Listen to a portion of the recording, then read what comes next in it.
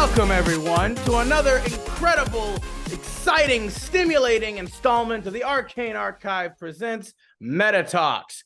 And on today's MetaTalks, we are going to be kind of taking a trip down memory lane a little bit, sort of revisiting a bit of an old topic that we have discussed before, but in a slightly different manner. Sammy, what are we talking about today? Yeah, we're heading on back to classes. Yeah. Specifically, we're going to go over a couple subclasses more in depth. In our original classes video, it was definitely more of a general, we comment on a couple of things for each class. Now we're going to go into some of the subclasses, a couple at a time, and just kind of go over specific ones that we like or want to talk about or want to change, all the different things. So yeah, essentially, as Sam just said, we had already kind of gone over classes in our initial videos, specifically MetaTalks classes part 1 and 2. You should go check it out. They're great videos. It's really cool. But in those videos, we more so talked about classes at kind of as a whole overall, and then more in depth about them, and then kind of went a little bit into some of the subclasses that we either really loved or didn't really love at all, and gave a bit more of a brief overview kind of that. For this, we're going to basically just be diving deeper into kind of the more specific aspects of subclasses of all the classes now, which we've got a lot to go to. So that'll probably take quite a while. We're not going to do all of them in one video this time, I swear. We're going to be just focusing on one specific subclass that I like or Sammy like, or just whatever we want to talk about. And we'll probably just, stretch that out for quite a long time, as you know that we are capable of doing. But specifically, basically, we'll just be talking about, subclass features, abilities that we really like, situations that you might encounter in campaigns, depending on certain abilities and how they might work, opposed to how your GM might respond to them, as maybe feeling if they're a bit too overpowered or maybe they're a bit too underwhelming, and we'll maybe provide certain ideas, advice, or tips about how you can maybe augment or kind of tweak a little bit to make them maybe better to fit a situation that might pop up. That being said, however, I'll go ahead and get the ball rolling. I specifically, and as you know it, I felt like it would only do us justice to once again start us off with one of my favorite classes, if not my favorite class, the Wizard, specifically. Specifically, the subclass known as the School of Evocation. And for those of you out there who might not know what that means, School of Evocation is essentially what you Skyrim players and nerds would also refer to as the School of Destruction. Evocation is the focus and study on magic that creates powerful elemental and energy effects such as bitter cold, searing flame, rolling thunder, crackling lightning, and burning acid. Now, most of the time, if you're talking lore-wise, a lot of what we call evokers would be their official kind of title, to set them apart from others. They would be, your not, I'm not going to say run-of-the-mill shock troops, but in terms of, you would find them often in military employ, for a city or they're quintessential college, spell slingers. Exactly. They are considered, they are the combat mages, you know what I mean? They are the ones that are, they're what sorcerer wants to be. Exactly. They're what sorcerer desperately wishes it was, but on the down low, right? It keeps it really close to the chest. It's nah, you guys are nerds, I can do all this stuff just automatically. But then he turns around, he's like, I wish I didn't have to spend 3 sorcery points to do what they can just do naturally. It's unfortunate, really. But that being the case, we're going to quickly just kind of go down the line here, showcasing a number of their features and abilities up to their capstone subclass ability. And we'll kind of just maybe talk a little bit about each of the effects and abilities and how they can be applicable, what they might mean in terms of actual gameplay. As well as some other specific kind of topics I want to press upon with this specific subclass too, is one of the reasons I did want to specifically talk about this one. But specifically speaking, at level 2, and that's when wizards in 5th edition get their subclass. So usually every subclass that you anytime you get a subclass with a wizard, you will always get a number of abilities starting at level 2, especially for if it's going to be the baseline subclasses for wizard, which are like basically all of the magic school specializations. But you specifically get Evocation Savant, and this would apply to again all the other schools. You get like what is divination savant. You get transmutation savant. Yeah, it's anytime all you take that. So basically, what it is for all the basic spells, yeah, including necromancy. The magic school is basically when you select this school at second level, the gold and time you must spend to copy an evocation spell into your spellbook is halved. So this is again a very basic ability that almost all the wizard subclass get that specifically have to do with specializing a magic school. Is you basically just get you have the amount of resources it takes to copy those specific type of spells into your spell book, because that is what wizards do overall for their spells. Unlike a number of other spellcasters, and also specifically full casters, wizards do not get their full spell list right away. You specifically start off with 6 spells in your spell book. And as you level up, every time you level up, you can add 2 more spells to your spell book as you go. Other than that, you specifically have to find and write down spells in the world in order to get more spells any other way. Whereas opposed to other spellcasters, a lot of them are just able to literally reset how many spells you can have every single long rest. It's a little bit different with wizards, and that also is what makes them a little bit more of a complicated spellcasting class to play. It's one of those not so approachable when you're maybe first playing D&D. When you're brand new. It's also not a fun class if you start out at a high level, because now you have to retroactively go, okay, well, I know 6 first level spells, and when I leveled up to second, I could only take 2 spells from this level, because you can't just take from any level. You can only take from what you have available. Not, and so it does become a little bit of a Rubik's Cube puzzle of trying to be okay, what spells would I have had access to at this time? So for those of us who use D&D Beyond, every class and every has a limited spell options. Now when you go and you put in, I'm gonna make a level 16 wizard, it doesn't have one. There's no limit. So you have to do the due diligence. Which is fine. There's plenty of it's ironically thematic for the class. It's very nerdy.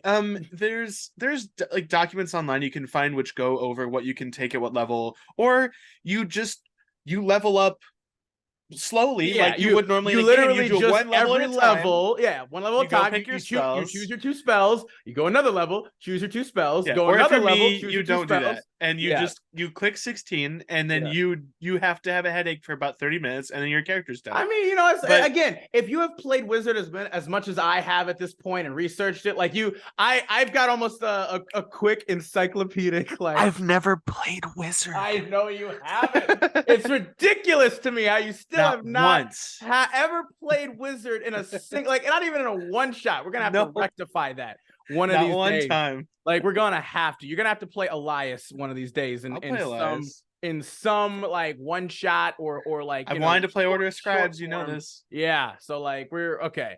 But anywho, that being the case, the evocation, the savant feature of your wizard school subclasses for wizard basically makes it that any of those specific types of spells, you are much easier able to record them and put them down in your spellbook for you to use.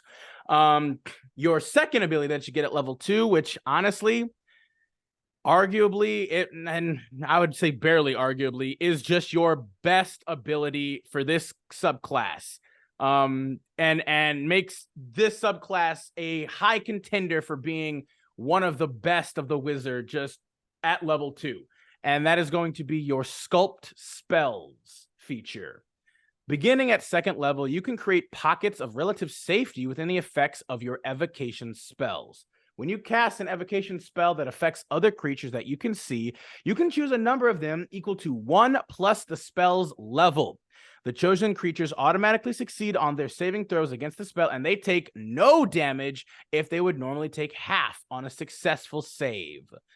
That right there is what makes School of Evocation so dangerous and powerful And at it's level right at the 2. beginning. Yeah. Level 2. It's insane. Like you, and again, I think we did kind of stress this and emphasize this in the previous class episodes, but abilities like this that are just features that you have for, and that can still be applicable for basically the entire campaign and game you're playing, no matter what level, are always the best. These are the top, like, pinnacle best types of abilities. If you're ever looking to like homebrew or create your own, book about like classes and give features and abilities, you should always look to try and give your classes the like abilities like this, something that can be applicable at every level of play, no matter what. And obviously, depending on how powerful it is, maybe you want to set it a little bit later on at level, but should either way still be something that can be applicable at any level. Waste not, want not, as they say, This is one of those abilities that I think defines a class. This 100%. is something that, I've played with people who have only played an Evocation Wizard, or they're not super familiar with all the abilities, and they just assume that all wizards can do this. And that's kind of how synonymous it is with wizard, almost. If we're talking original 5e, this is back when the only schools of magic, it was just wizard per school. Subclasses, there was no war magic. There was no blade. Blade singing was fairly early too, but no one played Blade Singer because it was restricted to elves. Yeah, it was only elves. Most DMs were like, no, you can't do it unless you play an elf. A lot of other DMs, they didn't allow all books at the table. Yeah, so Sword Coast Adventures Guide was not Player's Handbook. Yeah, it was just like Player's Handbook. And maybe Xanathar's, maybe. Xanathar's was after that. Oh, it was after that too. I know, but it was like I remember when I brought Sword Coast Adventurers Guide to one of my first D&D sessions as like a, hey, people are creating their characters. I have an extra book. If people want to use these subclasses. Yeah. And we almost had a Blade Singer, and then we were like, yeah, no, we're not doing that. But the reality is like, this is, if we're talking OG Wizard, because no one played the original, just 8 schools of magic. No one played necromancy or illusion or really divination or enchantment either. It was literally It was just usually evocation, conjuration, and evocation, and divination. And transmutation too. Was another one. Like those 4 were like the ones that people really only played. And necromancy, to be fair, everybody loves a necromancer. Yeah, everybody always took necromancy. Like it was always evocation and necromancy were the 2 biggest ones. And then like transmutation and then divination a little later on. But specifically speaking, it is like, it's like, again, this ability here, like this is what allows you to go fireball nuts. Just and not have to worry about really anything. You just fire fireballs, lightning bolts, you drop cloud kills, doesn't matter, because you can literally, especially at higher levels, you can protect yourself and your friends. Like it, and again, you use higher level spells, you can protect more people in them. So again, you do a fireball, for instance, you can, and to be fair, you still had to be a little bit of strategic, of course, because obviously with a fireball, the ability specifically stipulates you have to choose a number of people equal to 1 plus the spell's level. So fireball at just base level is a level 3 spell. So therefore, you'd be able to protect up to 4 people total, including yourself if you wanted to. But if you're out of the fireball's range, say you have 4 other dudes in there, which means you're a party of 5. That's still a lot of people in a party. Like you're probably not going to have a lot more people than that ever. And so you fire off a fireball in there, and you can protect your friends. It's great. And like the thing I think also about this ability is that even before 3rd level spells, even before fireball, you can still, like, if you're playing one of those tight knit games, you're in like a dungeon or a corridor, burning hands. I know, where right? you don't have to be on the front line. Just flamethrower through your friends. Just flamethrower right through your friends. Huge. That's a big, like a bunch of incredible low-level spells that are, a lot of people look at them and they're like, well, when I can use this is going to be so limited because I'm not going to be in front of anyone. Yeah. I'm not going to be like in the front lines. You know what I mean? They shouldn't be. And even bigger, again, we can use fireball as another perfect example. Like evocation wizards, are probably next to, like, again, right below Blade Singer is probably the best wizard class to be in close quarters combat. Because again, you run up on a dude, you literally just drop a fireball on yourself and you can just sculpt it around you and you'll be perfectly fine. And you will just literally like a fire burst all around you. Like, and you'll be good. Like, it's like anytime a dude runs up on you, it doesn't matter. Because it's like literally you can still attack them with these big, powerful spells. And you can just sculpt and create pockets of safety. It's an amazing ability. Again, that absolutely defines the Evocation Wizard and is, again, arguably the one ability, because we're going to get into the other ones, and I'll be honest, there are a number of them that just are not good. They don't hit the same at all. I mean, not even hit the same. They don't even hit really at all in a lot of ways. But that one ability right there already just alone makes the Evocation Wizard a contender for one of the... Yeah. For one of the boom. best. Yeah, literally. Bye. Like, but have a fragment dimension door and just ruin people's day. Literally, you just teleport 500 feet away and then you just fire off a fireball and you're just like, just appear in a tavern, murder a town. Like, it's fantastic. It's just great. But moving on, we'll go up to the next. The next ability that you get is going to be at 6th level, so it's going to be a little bit more. But that's kind of how subclasses work. For wizard, especially wizard, is that because again, as well, most spellcasters, because spellcasters you get basically spell slots and then higher level spells like every time you level up, basically. Yeah. So you do still get things specifically as you level up, which are your spells, but not necessarily your features, and that's usually more features are reserved for more martial classes. But starting at level 6, you gain the ability known as Potent Cantrip.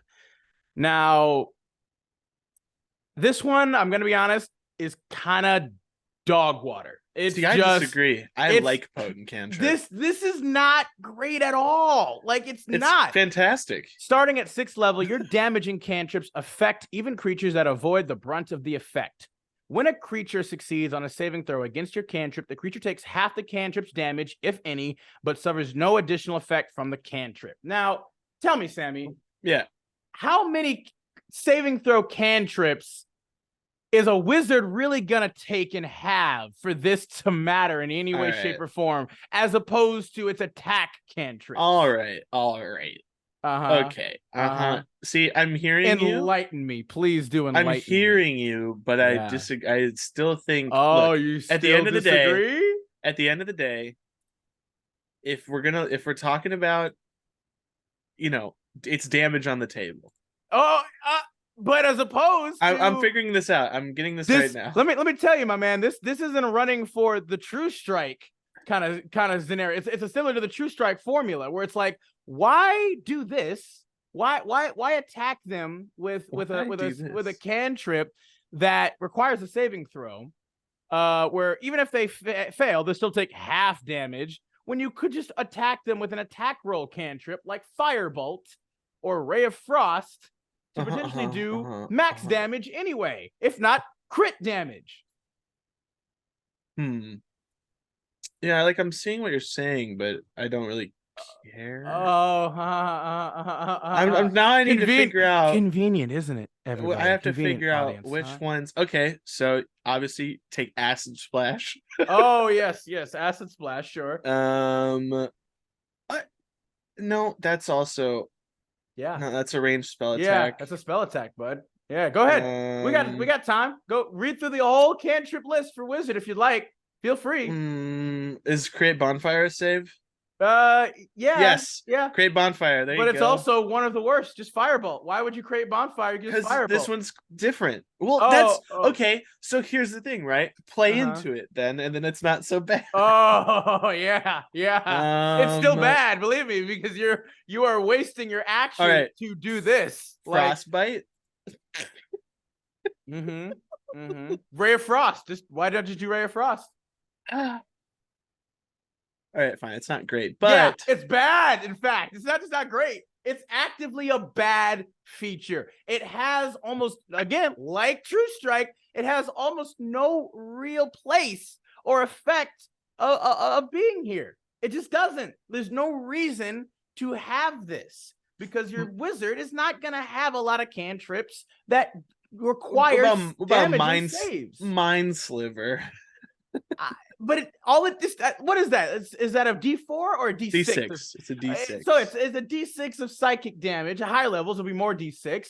But the whole point of Mind Sliver as well is for them to take the effect of having a D4 to their next save. All right. How about poison spray? That's a D12. It may be only 10-foot range. It's a 10-foot range. There's no reason for that. It's not gonna happen, Sam. I'm sorry. If you're in a 10-foot range, drop a fireball. You're not gonna don't use poison spray. Use shocking grasp. Even get closer. Use shocking grasp and then run away. Like there's no reason to have poison spray. I'm sorry. So you're saying is don't bring sword burst. Probably not. Honestly, sword burst is not. No. That's just objectively a bad case. I want to play a close quarters wizard. You He's a dwarf. Can. He has armor and a shield, and he only casts cantrips for 30 feet or less. No, I mean sure, but just do it with still range attack. Do attack rolls. You have a chance to crit and do double the damage instead of doing half the damage. Yeah. But this one always does half damage. God. It's about consistency, Adam. I will always hit you for like 4 damage. For like not even, maybe like 2. That might be the amount, depending. Like, especially at lower level. At 6th level at this point. 6th level, I will say your cantrips are probably dealing at least 2d whatever. All right, level 4, I'm taking the feat where you can add your modifier to cantrips. Oh, well, to be fair, they already have that, as a matter of fact. Because the next ability, great segue, is known as Empowered Evocation. And you get this at level 10.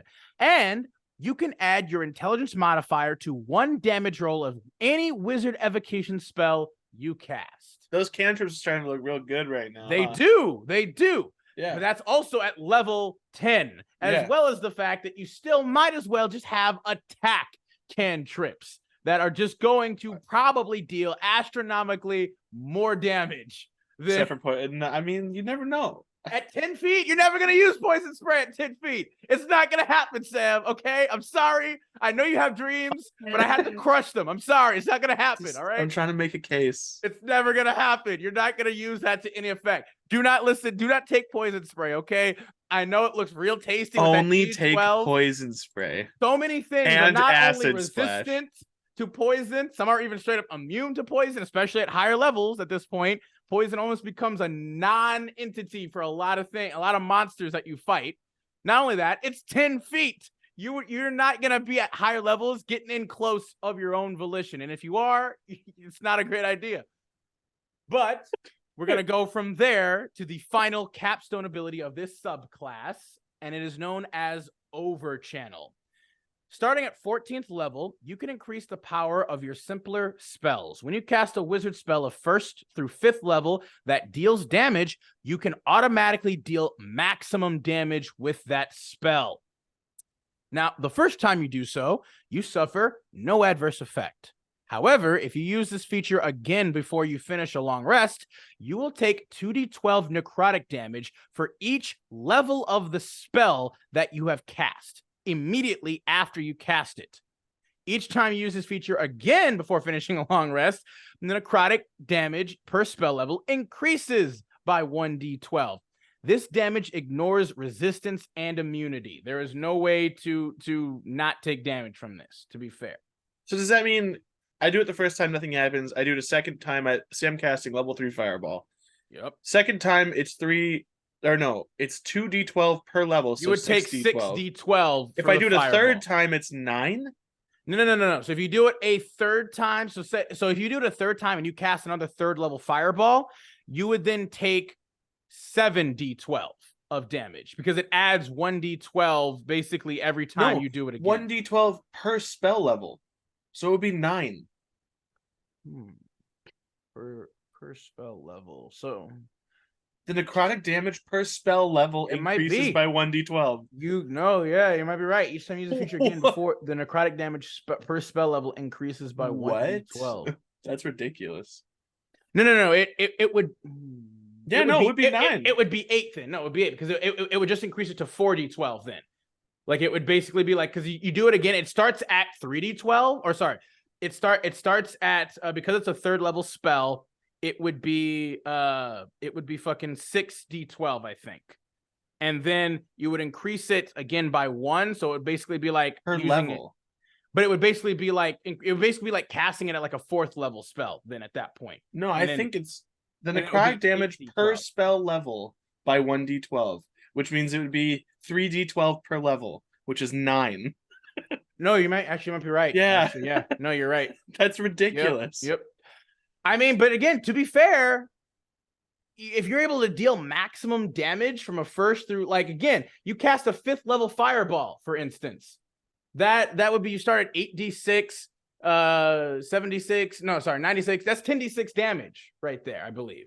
Yeah. So that's literally 60 damage. You could just deal a fire damage just straight up. You don't have to if they roll. don't save.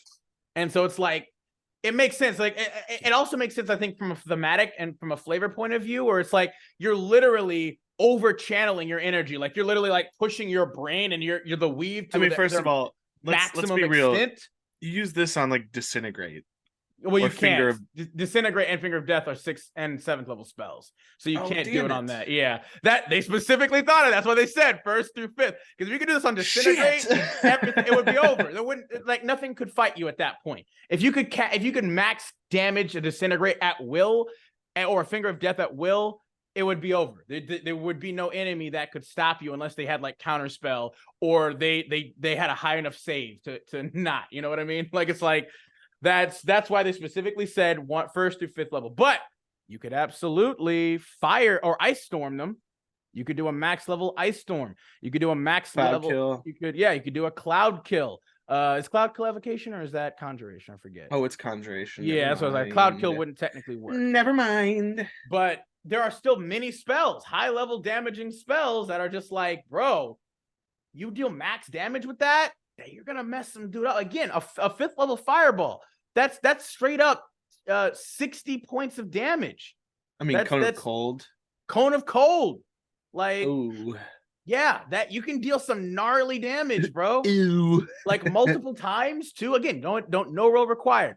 So I mean, I think this is a nice kind of like capstone subclass ability, because it does, again, it really provides that same kind of vibe of like a powerful damaging wizard, like channeling their energy and like getting drained from it. You know, you're literally almost using your own life force to empower this after you do it the initial time. I have a question. Yo. Does it say anything about concentration? So like if I use this on a concentration spell, would it continue to do max damage, or is it if just it's an evocation spell? I mean, what does it say? You have to specifically every time you deal damage, you activate it. So it doesn't concentration. If you do it the one time, it doesn't continuously do max damage. Oh, okay. You have to activate it every single time. I was gonna say deal damage. Yeah, because wizards have access to Dawn now. Well, the evocation spell. Is Dawn a concentration? Yeah, I thought it was just a burst. It's a cylinder of light. Different oh, spell. You're right. It's that's sunburst I'm thinking of, right? Yeah, as well as Dawn is like Dawn is a bigger like moonbeam, which is cool. Because Immolation's an interesting one too. Heat metal is not. Is that evocation? I thought so. Ew. Let me check. Heat metal. I feel like it can't be anything. No, it's transmutation. Never mind. Yeah, I was gonna say I don't think it's. I thought because it literally says searing flame. So I'm like, I feel like it couldn't be. Yeah, but it's about the. There's a lot of crossing and sections and stuff with these things, to be fair. But yes, audience, that is essentially the totality of the School of Evocation Wizards abilities. As you have seen, and as we've talked about a little bit, one of the reasons why this is not like higher up on the list, again, why there absolutely is some contention for this being like, at least in my opinion, the second best wizard subclass, is exactly because it has like a number, it has a couple of like incredible abilities that really showcase not just like mechanically, but flavor-wise and thematically the coolness and badassery of this subclass. But it also has a number of just absolute dog water, god shit, fuck, like just bad. That's some bad abilities. Like Potent Cantrip is nigh useless in almost every situation, really, unless very specific situations, and it still doesn't really do anything. It's just pretty bad overall. Empowered Evocation is pretty nice. Like, again, adding your intelligence modifier at that level, you probably will have at least a +4, if not a +5, maybe more to your modifier, to your intelligence at this point. Which means you just get a baseline +4 or 5 damage to any evocation spell you cast. That includes cantrips. That includes fireball. That includes thunder or lightning bolt. That includes just any evocation spell, and that includes Tasha's caustic brew. So technically speaking, we can even say with Overchannel, for instance, you cast a 5th level fireball, you deal 65 points of damage total. If you have 20 intelligence, you would just straight up deal 65 damage total, and that includes Cone of Cold, which what is the Cone of Cold dice pool? I don't remember. I got it here. I literally just closed it as you asked. Yeah, 5th level. Cone of Cold is 8d8. So that would literally be let's see, 80, 72. That would be 64. That would be 60. That would Plus be 5. 64 damage plus 5. So 69. Nice. Look at that. You know, 69 points of damage with a Cone of Cold if you use your Overchannel, as well as your Empowered Evocation. I also just want to specifically highlight the synergy of those abilities, right? And you can do all of that while still protecting your friends. You are literally utilizing 3 separate abilities of your subclass all at once. Yeah. That is amazing. Like I struggle to really like think of many other classes that have same there's type not many of ability and feature synergy as this class does. And to be fair, like a lot of the wizard subclasses, especially like the 8 traditional ones, are kind of designed in that way to kind of build off of one another and to support one another. But again, School of Evocation just does it, in my opinion, leagues and bounds higher than so many of the other subclasses. It's just a thing of beauty, except for cantrip. It's a great ability. So it's a very straightforward class. I mean, like, there's not many. You're right. There's not many that build upon themselves like that. I would say off the top of my head, like Glamour Bard is one where in an encounter you will use every one of your abilities. Zealot Barbarian. Zealot Barbarian. I am using my entire list. And I'm gonna say, like, not even just Zealot Barbarian doesn't even do just a subclass. It also builds upon the normal barbarian class. So freaking well. It's amazing. Evocation Wizard is the wizard's wizard. You know, aside, I think like you could make a case for like war magic in a way, but I think Evocation is one of those, like, it's the wizard's wizard. I still want to play a war mage because I just like counter spelling everyone. Yeah, like war mage is interesting too. Like we can definitely talk about that, I think, at some other point. Like war magic, it's definitely not as good as I think it should be. Like, but it was also one of the first non-school based magic, non-school based subclasses. Yeah, and so like there's a little bit of I will say, and I mean, at least for me and you who have been playing this long enough, there is power creep now. With a lot of the old subclasses to new subclasses. Some of them had stood the test of time. You look at like original Totem Barbarian, you look at Battlemaster Fighter is still one of the best fighter classes. And like that's kind of what you're tying with kind of why you want to talk about this in the first place, with its relation to like Baldur's Gate. Yes. The fact of the matter is about half of the classes in Baldur's Gate are based off OG5 classes. They are. They are specifically the original, like, especially if you're not all of them, but if you're rogue, I think all of them are OG 5e classes. Yeah, all of them are. Fighter is the same way. Fighter, Battlemaster, Eldritch Knight, Champion, Eldritch Knight, and same thing.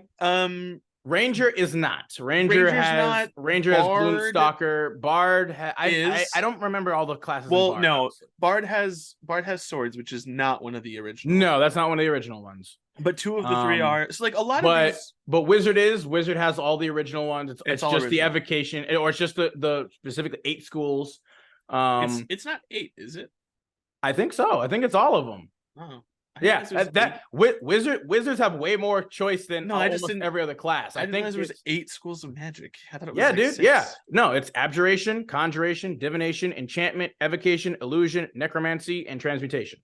Damn. That's 8. That's 8. Yeah. But yeah, it's but that's the kind of the whole idea is a lot of these classes, especially as you're coming in, if you are playing D&D for the first time after playing Baldur's Gate, as it's been such a sensation, that's not going to be the same. It's So, not, and like, I make sure you read specifically it. wanted to touch upon that, like, because I've been playing an Evocation Wizard in Baldur's Gate, and it is so much fun. It is like, again, at this point, I do believe that Evocation is probably the most popular wizard subclass in Baldur's Gate 3 specifically.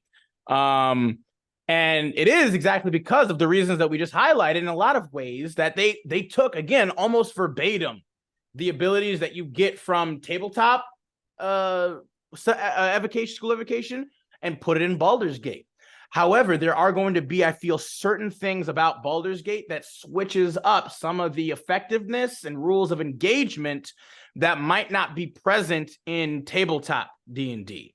And it's important to kind of be able to know the differences and recognize that. And so you can manage your expectations if you are somebody who wants to play tabletop D&D when coming off of Baldur's Gate 3 and you have certain expectations. So, like, again, for instance, in Baldur's Gate 3, to be fair, potent cantrip might not be as kind of crappy as it would be like in tabletop D&D. Yeah. Because in Baldur's Gate 3, it's like you absolutely can use way more like cantrips and stuff with saves and everything than you might really be able to in tabletop or D&D, because you can use scrolls way more often. Like, you get a ton of scrolls in Baldur's Gate 3.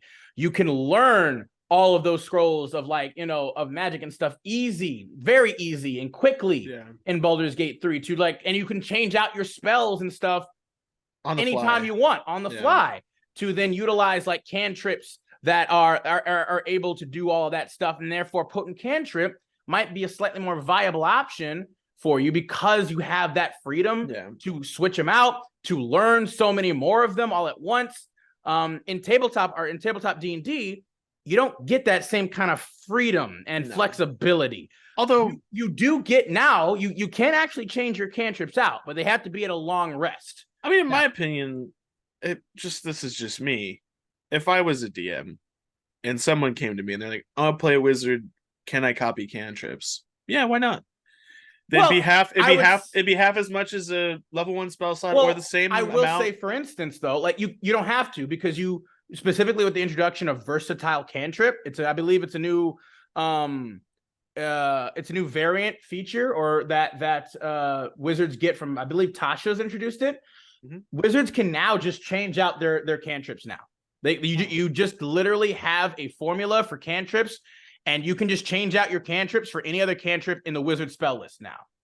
So you can do that, but it's basically like I believe it is specifically, you have to take a long rest to then do that. So it's still not going to be nearly as convenient as Baldur's Gate 3, where you can just do that instantly anywhere you are, really, as long as you're not in combat.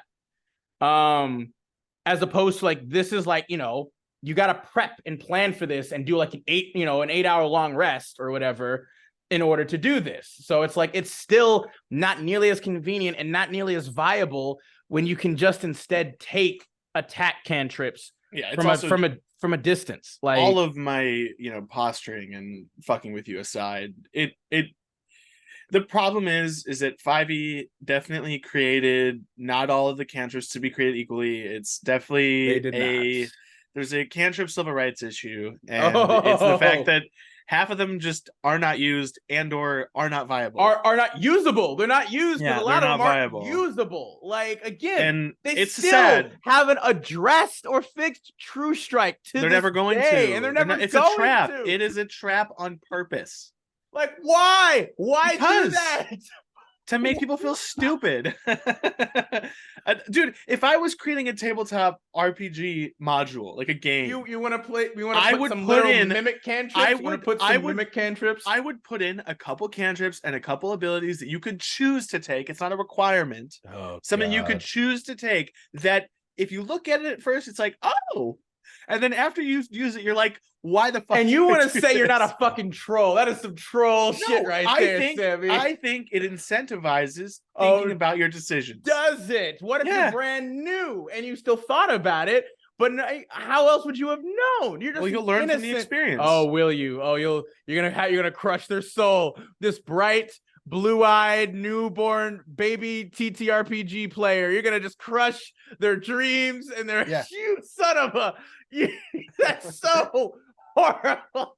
You know, Adam, on one hand, I want all these people to join this, but if too many people start playing this, you got it's not the herd. You got well, a little because bit. then I looked at as basic. Right now, I'm still looked at as different because I do this thing. But if enough people do it, we're all gonna be basic because everyone plays D&D. Everybody does it. I mean, everybody can. Doesn't mean that everybody likes it. You know what I mean? Like, but Adam, I don't want everybody to do it. I just want people that want to do it. Fine. To do it. Yeah. Well, but what? Okay. What if everybody wants to do it then? Yeah, but like, look. Okay, hear me out. Statistically speaking, if everyone wanted to do it, most people would suck at it, and I don't want to deal with that either. Yes, I agree. I don't want to deal with that. I agree, and I understand. Regardless, that is not the way to handle it, Samuel. You should not place literal pit traps for people to just walk into when they don't know any better. So, Adam, if I ever make this thing, you're gonna be one of my play testers. Yes, you get to see if you can find all of the Easter shit, eggs, all of the shit. No, they're Easter eggs. They're not spells. They're not bad. Spells and features. They're just different. Oh, they're bad. They're so bad. They're not quirky, Sam. They're not quirky features. Okay. Look at all my quirky features. They're just bad. All right. So I don't know why you're shitting on my quirky features. Continue because they're bad. They're shit. That's why I'm shitting on them. Continuing on. In regards again to the Evocation Wizard in Baldur's Gate 3 as opposed to the Evocation Wizard in TTRPG D&D. Again, it's amazing. Like I believe again specifically the ability in Baldur's Gate 3 is like, hey, you can just basically make it so that all your friends are basically fine. That's great. That's awesome. Like I know one particular group has just been going through it as a group of Evocation Wizards, and they like literally 4 Evocation Wizards, and they just drop fireball, lightning bolt, fire, like, and they're fine. There's nothing can contend with them. Nothing could stop them. And it's like, yeah, it's true. If you have and that's why, again, they obviously are kind of put in case of like the military, right? They are usually your what do they call them? Not shock troops, artillery. That's what they're called. They are basically magical artillery. They are your arcane artillery is what they are. They will send just flobs of fireballs, lightning bolts that will not harm any of their allies. Well, to a certain extent. Depends like on how many. They're basically just anti-infantry. Yeah, like they are literally artillery. They will just like rain literal hellfire down on any enemy or foe, especially if you have a group of them. And like it says, like, yeah, like they're going through it. That sounds like so much fun, and it's really cool and interesting. But obviously in TTRPG D&D, once again, for certain aspects, for instance, you do still have to keep in mind if you're in like a tavern, you're gonna blow up certain people if there's like, what's the word I'm looking for? Civilians. If there are other people like involved, like you still do have to be aware and conscious of how you do it. You can't just pop it off with no, care whatsoever. Although to be fair, in Baldur's Gate 3, there is still a thing where like if a creature is not highlighted in green, doesn't have a green circle, they're not considered allies and will therefore still have to make the save and will still take damage from AoE effects, which is interesting. So even in Baldur's Gate 3, you still have to kind of be a little bit careful about where you pop one off depending on how many people there are in a scuffle, because there might be more than just 4 people that you want to save in a brouhaha, right? Another thing being is like empowered evocation. There are a lot of items in Baldur's Gate 3 that allow you to like give even more bonuses to like your cantrips and the damage and stuff. That's not quite the same as in TTRPG D&D, where it's like a lot of the time though that's very rare. Like you don't have a lot of just baseline bonuses to like, your cantrip damage or magic damage or whatever from items or anything like that. It's usually like you can do it like as a warlock invocation. You can do it again as this thing like that. That is a rare thing to have, and so you won't necessarily have that same like overwhelming ability to just juice up your cantrip damage with like items and abilities all synergizing together like that. Yeah. Another thing being too, obviously, is like my experience, like Baldur's Gate 3, you can attack like back and forth. Like you get a number of items that allow you to like do multiple attacks, even when you're not even a martial class, right? And so you can do like spell, attack, spell. Like you have so much versatility with the items that you have at your disposal, as opposed to that is not at all going to be the case in TTRPG D&D. Like it's when you do this, you cast a spell, that is often going to be your one action. Like that's it. You're not going to have, especially as an Evocation Wizard, and that's also why they have all these things to help bolster their one damage spell, because that's all you're really going to be doing for the most part. You're not ever really going to have multiple actions and things you can do in one turn like that. You have an action and a bonus action and movement and a reaction. Like those are kind of the things. Like unless you cast haste on yourself, and even then haste will only ever provide you with at most one more attack or a dodge or a dash or an object interaction. And that's it. I mean, I guess you could cast. No, you can't cast a cantrip. You can't cast a spell with haste. You can only you can cast a spell using your normal action, and then your hasted action, it can only ever be one attack. It can't be more than one. It can only ever be at least one attack, or at most one attack. You can dodge, you can dash, or you can use or disengage. Or sorry, disengage is dodge. Excuse me. No, it's not. Those are two different things. Those are two different things. It is true. Disengaging is different from dodging, but you can do those things as well as use an item. Mm-hmm. So I guess if you wanted to, you could use. But the thing being then too, though, is if you're going to cast haste, using it on you as a school evocation wizard is not the way to go. Like that is not the most efficient means of utilizing haste. Use it on your martial classes. Yeah, use it on martial classes to provide them with, again, more means of dealing out damage and movement as well, because if they need to get closer, you as a sort or a wizard or spellcaster have much more means of like traversal and movement for the most part at that point. You can fly, teleport. Your martial classes can just run a lot of the time. And so giving them extra movement, especially when they're trying to get melee, get up close, give them haste. It increases their AC. Like unless you are like that super low AC, like, you know, you should probably give it to the martial classes. If you have low AC, you can give it to yourself. You get a +2 AC. Your movement is doubled. You get advantage on deck saves. But overall, like as an evocation wizard, but that's the thing. That's also another reason why I feel like, you know, Blade Singing is even higher. Like Blade Singer Wizard on haste is freaking nasty. Like that was my go-to for sure. Yeah. But that's why, again, for instance, like in Baldur's Gate 3, that was one of my go-to moves too, is I put haste on myself, and I have like a weapon that allows you, like for instance, like if you cast a spell, you can attack with your offhand or whatever. You can't really do that in TTRPG D&D. Like you cast a spell, you technically then wouldn't be able to bonus action, like strike with your offhand weapon. Nope. You can do that in Baldur's Gate 3, but you can't do that in TTRPG D&D. Because it specifically is like you can do a bonus action attack if you took the attack action. And as a wizard, there's no reason for you to ever do that. Like, at least, or an evocation wizard specifically. If you were a Blade Singer wizard, yeah, there'd be reason for you to do that. Which is why haste and blade singing is just so absolutely insane. But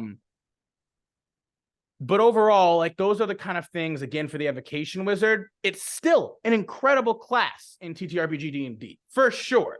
It won't necessarily have the same versatility and flexibility as in Baldur's Gate, like, and not necessarily allowing you to have maybe the same type of power fantasy.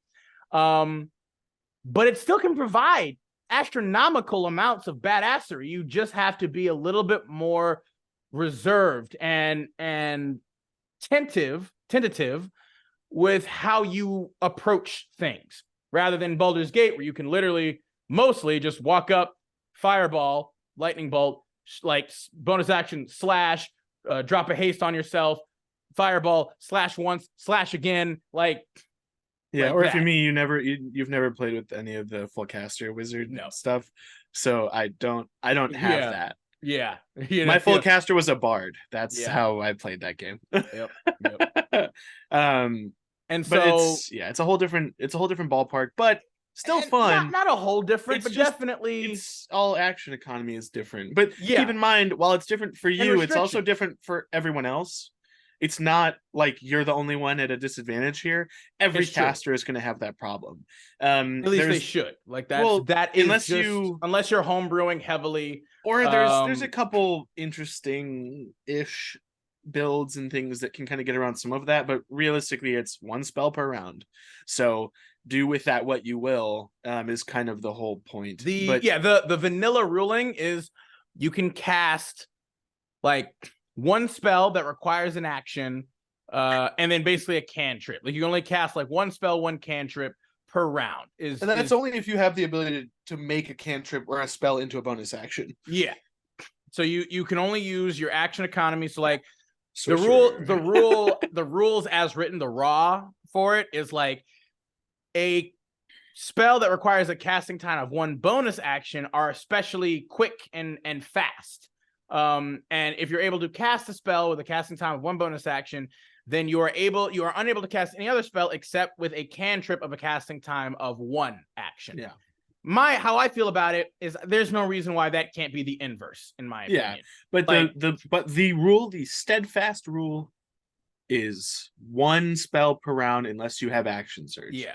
Which is, and even technically speaking, one could even make an argument that you can't do it then. No, I would make the argument personally that you could cantrip as your other action. Yeah. But for me, no, I don't think you should be able to cast because spells. It also has to do with not necessarily just like casting time and like the 6 seconds, but also just your pull on the weave of magic itself. Yeah. That's something that bugged me is like people always talk about, well, it's action. It's just about actions. No, it's about the fact that you're using magical force from something. You are literally molding the fabric of reality, the magical fabric of reality itself, to shift it and change it to suit your purpose here.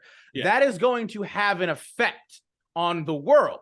And if you keep doing that too much, it can have adverse effects on the world. And so that is where it's also like, literally the goddess of magic herself creates limitations to keep horrendous things from happening that have happened in the past. Like this is actually like a literal lore thing that happened in the world of Dungeons and Dragons, where like there were 2 spell plagues where like the weave, the what is known as the weave is where basically almost all magic comes from, all arcane magic anyway. And sometimes people argue like nature magic too for like druids, even though it's technically divine magic, but that is like where magic comes from.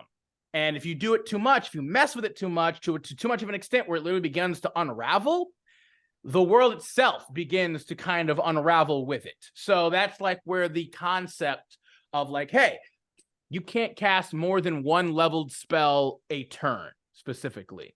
That would require too much pull on the weave too quickly and would result in like adverse effects and stuff. So I as a GM might be like, yeah, okay, Action Surge, you can do another spell.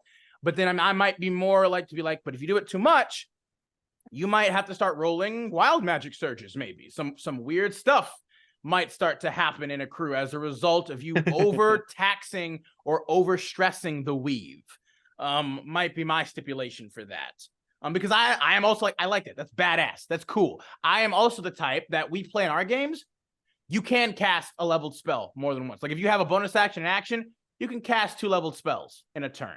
Like we like to play that way because in my opinion, I like that's more fun for me. Like I don't really like the thing of being like, oh, 1 leveled spell and then a cantrip. It's like, okay, sure. But 2 leveled spells is more fun. Being able to like, fire off a fireball and then Misty Step away. That's just cool. I like that epic high fantasy stuff because also inversely, I'm like, I want my martial classes to be more superhuman in that way. Being like, yo, let them be able to like run, jump, like let them lift up like a giant boulder with their 20 strength and like toss that crap at somebody or whatever. Like, because we've talked about how that should already be a thing raw. Yeah. But so it's like, I'm okay with letting 2 leveled spells happen, but I would say again, if you push it even further, like, you know, shit might start getting a little whatever. But that's just for all you, again, newcomers who might be listening. The vanilla rule, the rules as written are you cannot cast 2-level spells in one turn, technically. You can only do a cantrip and then 1-leveled spell. Like I said, I think me and Sammy both agree, like, although I think Sam, you still like that. Oh, I do. I love that rule. But I am more of like, I'm like, if you got the action economy, yes. But if you do it too much, like if you start to like if you do more than just 2-leveled spells a turn, like, or if you do like a huge level spell and then another level spell, like that might start to tax the week. I think I'm definitely, the way I look at it is I'm okay with the restriction only because I think it promotes strategic thinking, which I understand that for some people this game is not that. For me personally, provides plenty of strategic thinking, but just with more options. I know, but I like having limited, because it promotes, you have to really, really weigh your options, and to me that creates the most tense, you know, high stakes gameplay that I love. I understand what you're saying. I understand for some people, and like this is going to kind of come into this class that I want to talk about as well. I understand for some people that strategic playing is not your forte, or you don't look at battles that way. In my opinion, if we're going on pillars of play, do all the role play, all the exploration, be as willy-nilly as you want. When you start rolling dice and you have a grid in front of you, you should be playing it like a strategy game. That's me. Not everybody plays that way. No. I think that there is definitely a leeway of like, well, some decisions might not be the best decisions because my character might not know that, and I 100% agree with that, and I do that myself. But and sometimes even if you know all this stuff, sometimes you just gotta say fuck it and just head on in there. There are some emotional reasons to do things, but to me, if you're playing a battle master fighter and you are a battlefield general of sorts, play like one. But I think Rogue to me, mastermind, limiting options, I think promotes strategic gameplay. I agree. I don't think you should just give, you know, well, that's the foundation of rules, right? To be fair, I've never played with that rule set. So if I ever play in one of your games where that's the case, that might sway my opinion. I was gonna say, I think you should try it because again, because I also 100% agree with you. I think that's why the whole point of having rules makes it a game, right?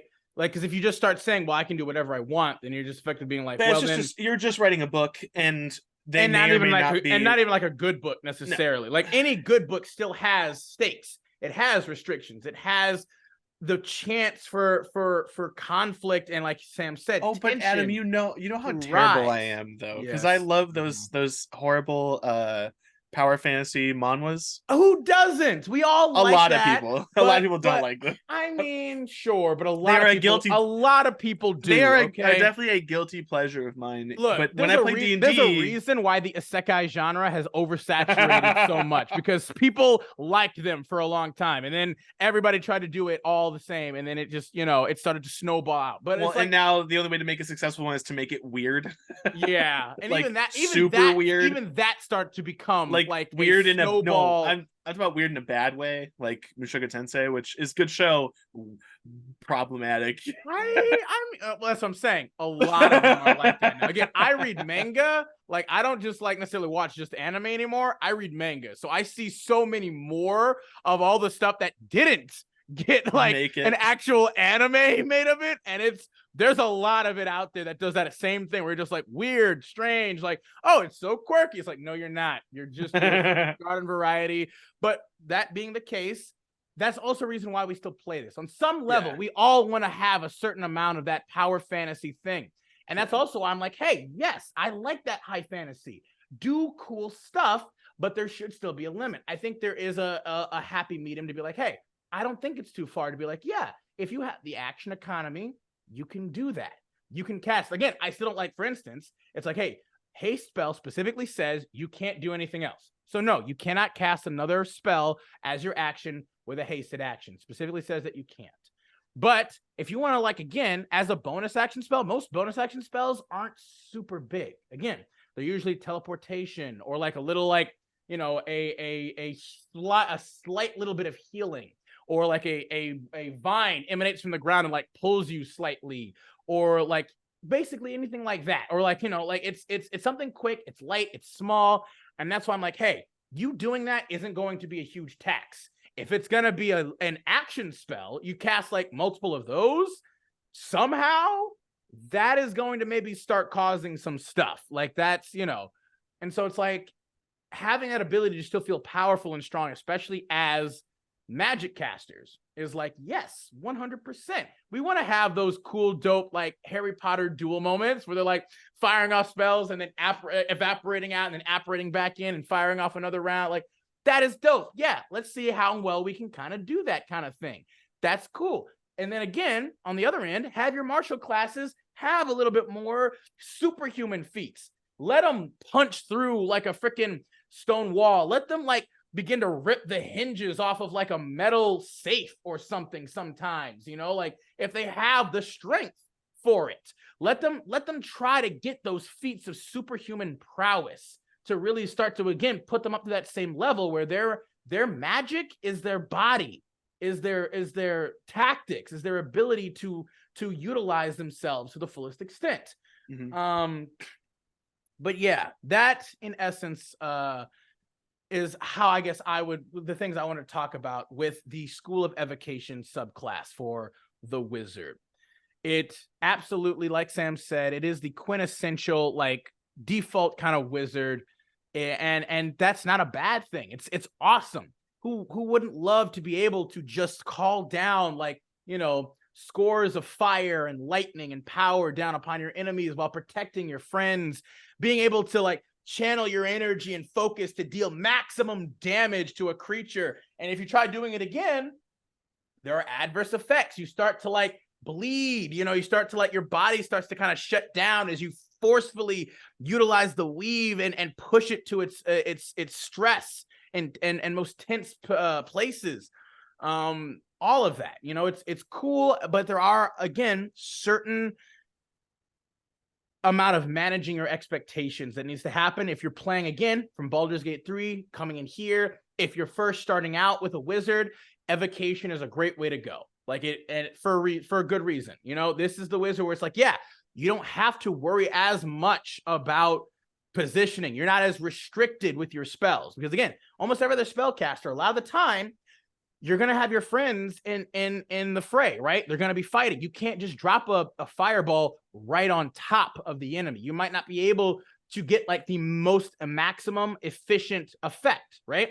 You have to pick and choose your spots more and be like, I can't get like all 6 of the enemy because my friends are all kind of intermingled, but I could get maybe 3 of them. I get like 2, maybe 3 of them if I position the fireball here.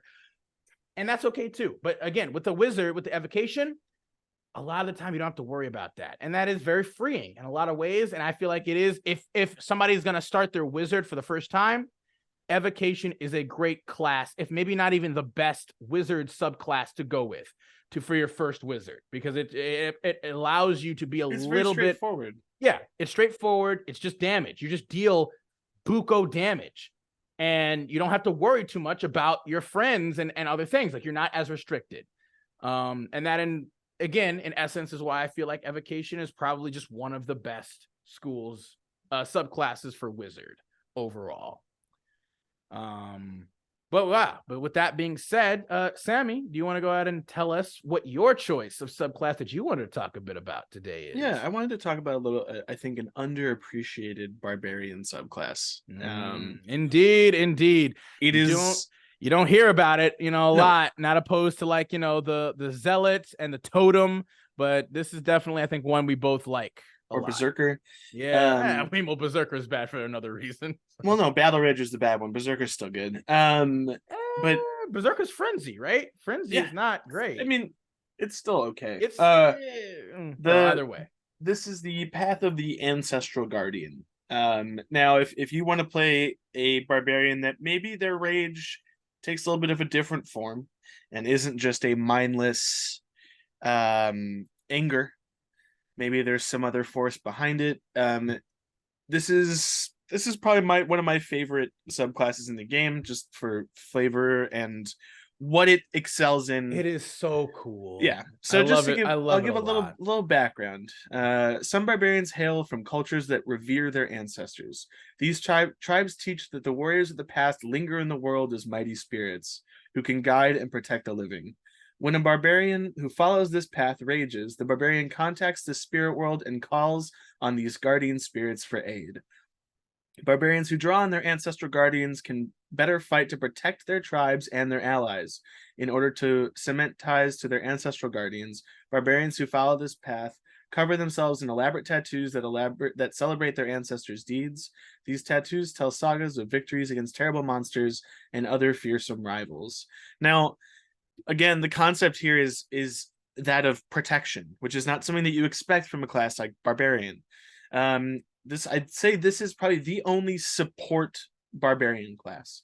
If you like hitting things, but you also want to help people, and cleric is too healy and like not enough in your face for you, or paladin is too focused on smites, you don't really like having to juggle that.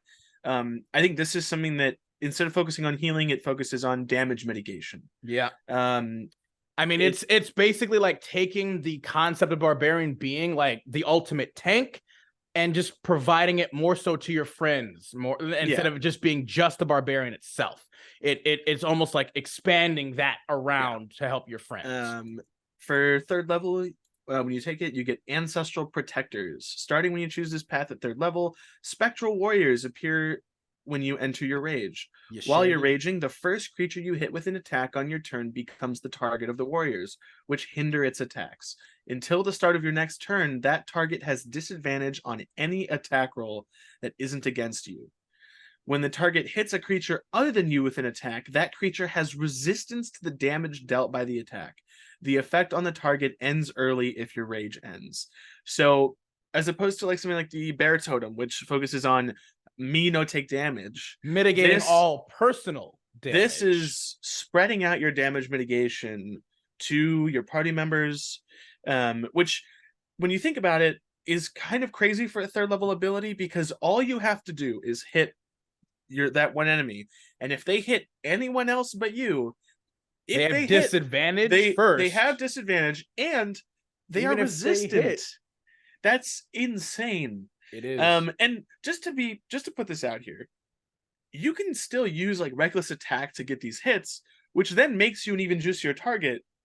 But a DM, you're raging though. Yeah, and so you DM, have if you're fighting any monsters with either like a primal instinct to kill the weakest ones first, or a DM who actually plays enemies like they should be, which is not only focusing on the person right in front of them. More strategic. This is an insane move that can take something that would be dangerous to a party member. Say you have a wizard or a squishy party member that's like 20 feet away from you. You get in front of them and you hit this guy first.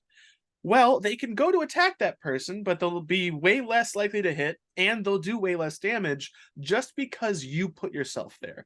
This is, to me, an example of like when people talk about comparing D&D to like an MMO, and they talk about tanking, damage mitigation, this is the class. Aggro. This to me is the tank. Yeah. Because a lot of the classes that can take damage and hold the line, you like the Cavalier is a great tank class. For the same reason that this is a good tank class. It is, those to me are one and the same in terms of they provide so much support. What their role is on the battlefield is the same. This is a quintessential example of a battlefield tank that helps keep other people out of the fray, or at least mitigates a lot of the damage that they take. Like again, a lot of people, like you said, like a lot of the most support-esque like things in the game is healing, right? When you've already taken damage, to help offset and to help basically recover from the damage you have taken. So few abilities or classes rely specifically on mitigating that damage entirely, providing you with more defense. Like even in the game itself, there's so very few defensive abilities. Like there's tons of offense, there's tons of like healing, recuperative, but not a lot of defense, right? There's not a lot of like abjuration magic that like directly protect you from like damage or stuff. There's not a lot of like abilities or features that like actively protect you from taking a hit or damage or stuff. There's more items that can do it now for sure. But this Path of the Ancestral Guardian, this is an older one too. Like this isn't like one of like the brand newer ones. Like this has been around for a while at this point. It's I want to say Xanathar's. I believe so. And it's like this one, like this is again one of the few just overall like classes in the game as a whole, even among other classes. Like this subclass allows you to actively protect your friends from almost any distance. Like there are certain abilities that are like, oh, hey, if you're standing next to them, like you can use a reaction, like jump in front of them to like give the attack disadvantage to hit them, which is like, yeah, you have to use a reaction for that. You have to be standing right next to them. You have to have a shield, and it only gives them disadvantage, which still doesn't really necessarily protect them. Like this does all of that for free while you're still attacking. It gives them disadvantage. You're raging while it's happening. It gives your friends resistance to the attack if it does still hit them. And while, again, if they attack you, again, like Sam said, you do reckless attack. They have advantage against you, but you're raging and have resistance to most of the damage too anyway. Like, it's just passive. It's a passive ability that protects your friends. It's a nice while nice taking touch. Nothing from you. No, and this it then builds on with its other abilities. At 6th level, you get Spirit Shield. Beginning at 6th level, the guardian spirits that aid you can provide supernatural protection to those you defend. If you are raging and another creature you can see within 30 feet of you takes damage, you can use your reaction to reduce that damage by 2d6. Now that goes up to 3d6 at 10th level, 4d6 at 14th level. This is like the extra bit on top, which is like, hey, not only, that's great. I think, to me at least, it adds on. It's a great ability. Like it's still, again, it's not necessarily healing you, but it's literally reducing the damage you take reactively. Like if they hit you, you have resistance to that attack, and then on top of that, they can choose as a reaction to reduce that down. You could effectively still take no damage depending on how well they roll. Yeah. Like. They are literally encasing you in their own tanky armor. Like you're the guy inside of the tank right now. Like it's fantastic. This is one of those, like, I think there's two ways to, I think, play this class. In, obviously you can focus on helping your super squishy backline people. The way I like to use this more than anything is to help your midliners. So obviously, again, this requires strategy. Not everybody plays this way. I play this way. If I were to play this, which I actually want to use this as a backup character, the reality would be if we have a rogue or a bard or a ranger or someone that gets in and out of combat with a little bit less of a hit die, maybe gets hit and like doesn't have as much HP, whatever it is, I can be their buddy. If I stay within 30 feet of this person, I'm not going to die fast. Now they're not going to die fast. And I think for me, I love using it as like, you have a tandem, a melee fighter tandem that you just keep each other from dying. Here's the thing, but I want to specifically springboard because I have an absolute perfect personal experience with this exact tactic. This barbarian, this was the first barbarian that I was introduced to in a game. Like my first ever campaign I played in as my sorcerer, we had an Ancestral Guardian Barbarian with us. And again, I think I talked a little bit about this. This will go down for me always being one of my top highlights of any D&D experience I've ever had. Is our full party were basically like, we were coming up with a means of basically executing like a heist because we needed to get like these stones or something to stop like some kind of evil machination of some dude or whatever. I forget the exact context, but regardless, we had all split up because we were a huge freaking party. And so we were like, hey, we'll all split up and we'll each have different pieces and jobs and objectives to do to help this heist go off smoothly. My job, me and the barbarian teamed up as a two-person party to go to the Coliseum in the city to basically take on the tournament challenge, to draw like a ton of attention away from the fortress that we were trying to head into to steal from, to basically bring like, some of the guards and people to basically bring all attention to the Colosseum.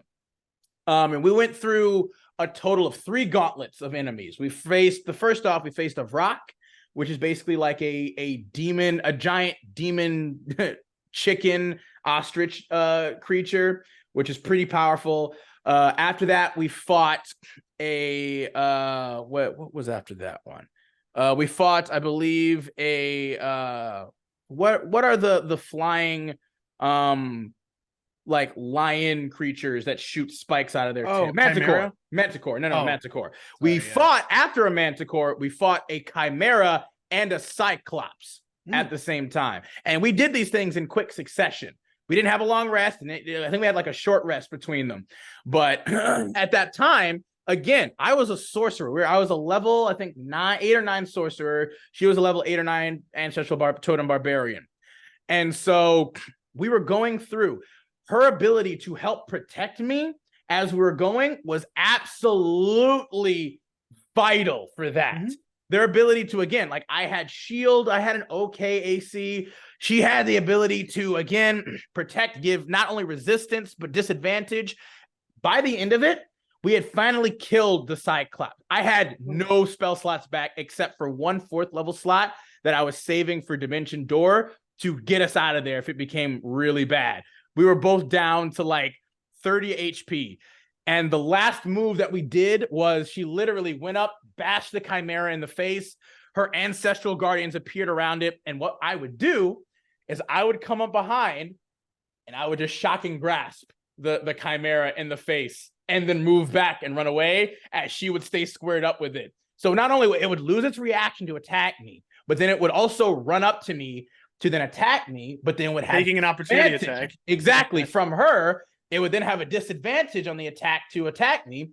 And it kept missing because it had disadvantage to hit me. And then on top of it, even if it did hit me, I would have resistance. And then she would use her reaction to have the damage down or to subtract 2d6 from it.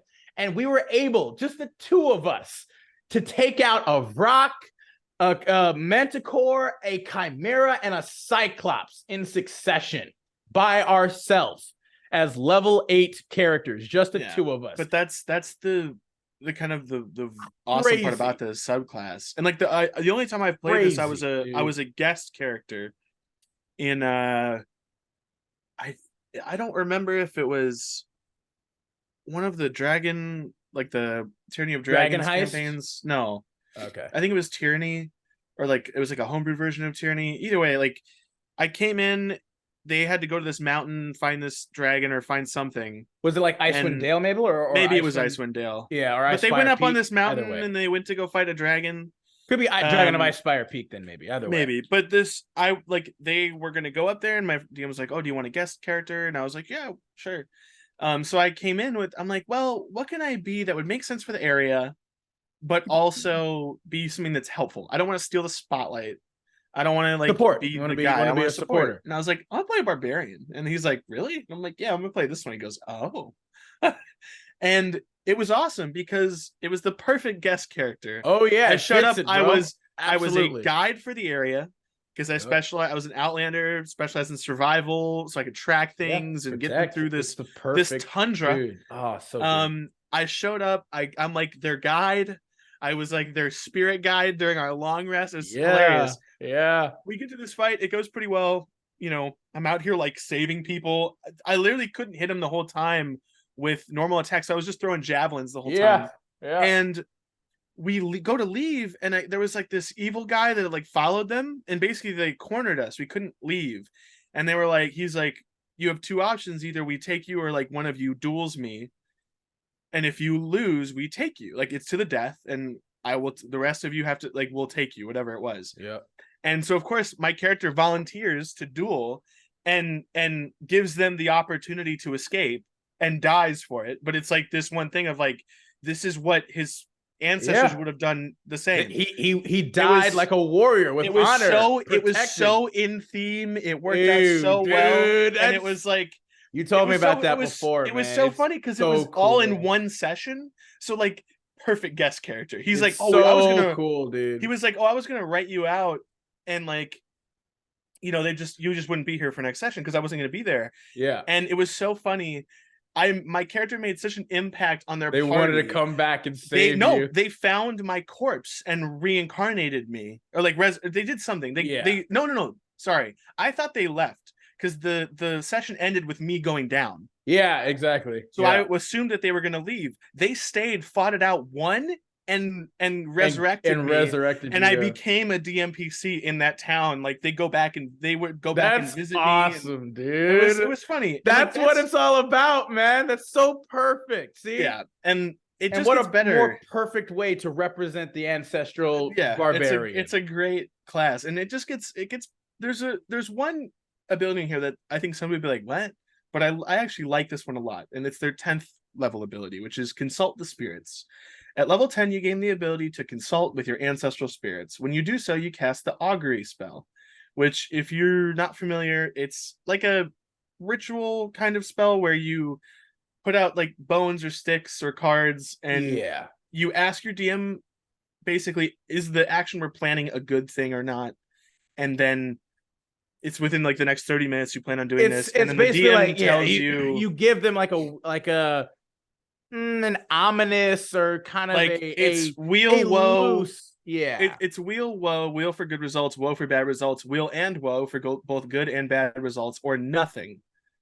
So if it's like a neutral circumstance. Now the reality, it's one of those things where it's not a really set in stone how this spell works in terms of DM to DM. It's high interpretation, I would say, how they want. I think flavor wise, for a class like this, I think it's very neat. Like how closely tied again they are to like spirits, and like the second one I love part of this is you get to, or the clairvoyance spell without using spell slot or material components.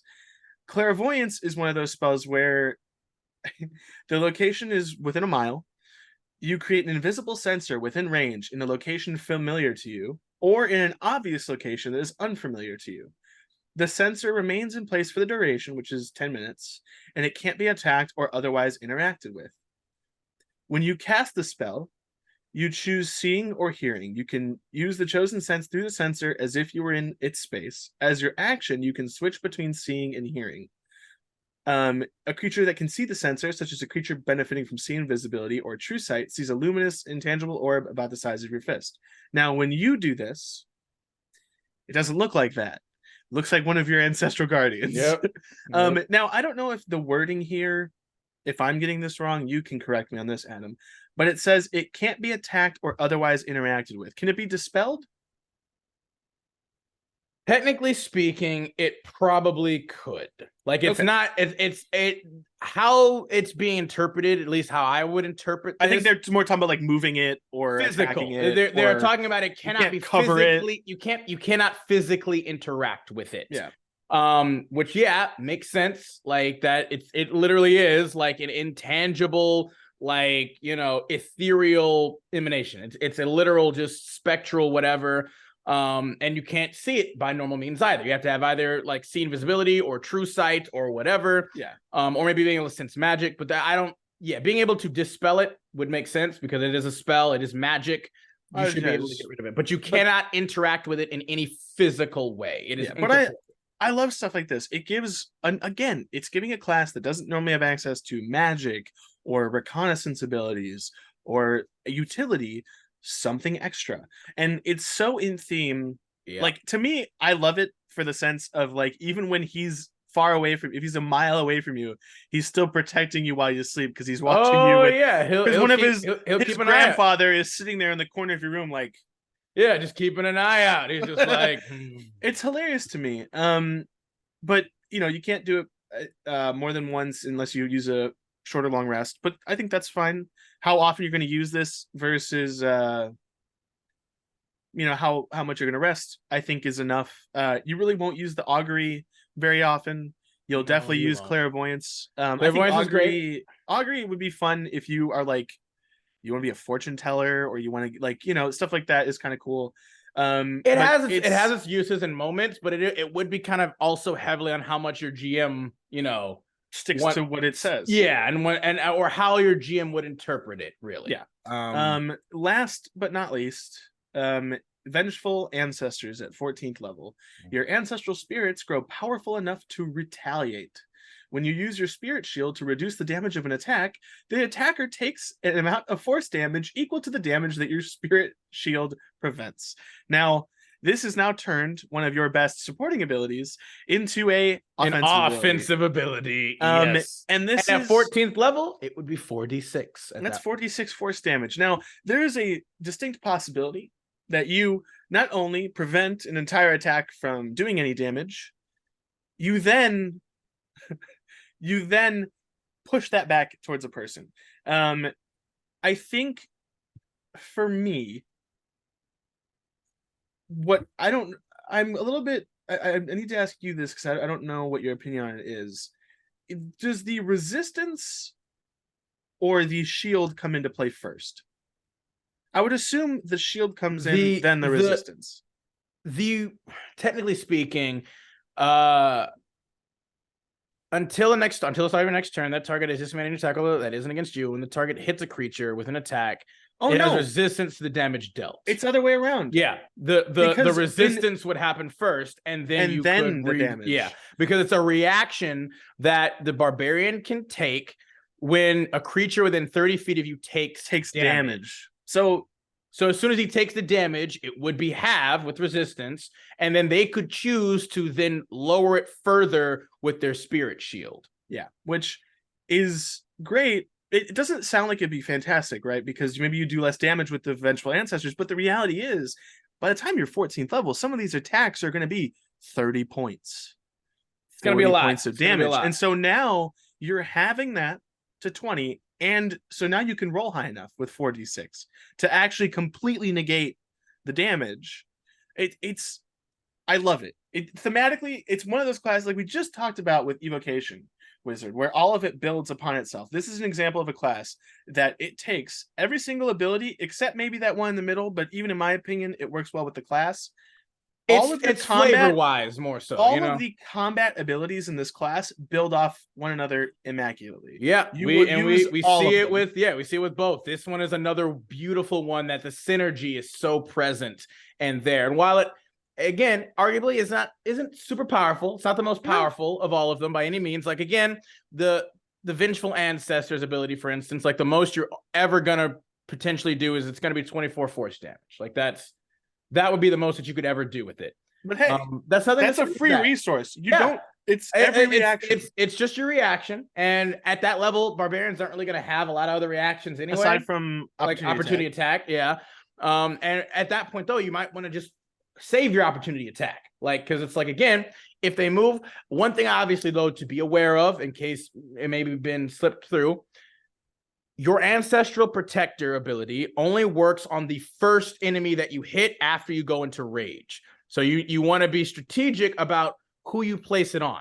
Obviously, if you're facing a BBEG, you probably want to do it to them. You want to, if you're facing obviously one big enemy, you don't really have to worry too much. But if you're facing a number of smaller enemies, let's say you're facing like a rival adventuring party, right? You want to probably put it on the person that has the most damage output, and specifically, as long as they're doing attacks. So you do want to still be a little bit discerning, especially at higher level, just as a heads up. Like it won't activate every time you hit somebody else, right? Like it'll activate the first time after you rage. So if you want to do it again, you could re-rage, and then the first enemy you hit after that would then have that effect. But most likely, I think the other one would then lose the effect because you stopped raging momentarily. Mm-hmm. Yeah, if you stop raging, it ends. So that is just one thing to be aware of with this, is that you want to still be discerning who you want to place your Ancestral Protectors on, because then that is what's going to protect from them. With your Spirit Shield, however, you can do that to anybody you can see within 30 feet of you that takes damage. Yeah. So it doesn't always have to be the person who had resistance. Maybe sometimes you don't want to do the person who had resistance because they had resistance, and you want to instead reduce a bit of the damage that another person had who took a lot of it and didn't have the resistance perk. So you still have some flexibility there, which is awesome. And like Sam said, even though it's not the strongest overall, it's still so great. The flavor is just so meaty and juicy there. And like the Evocation Wizard, the abilities synergize beautifully with it.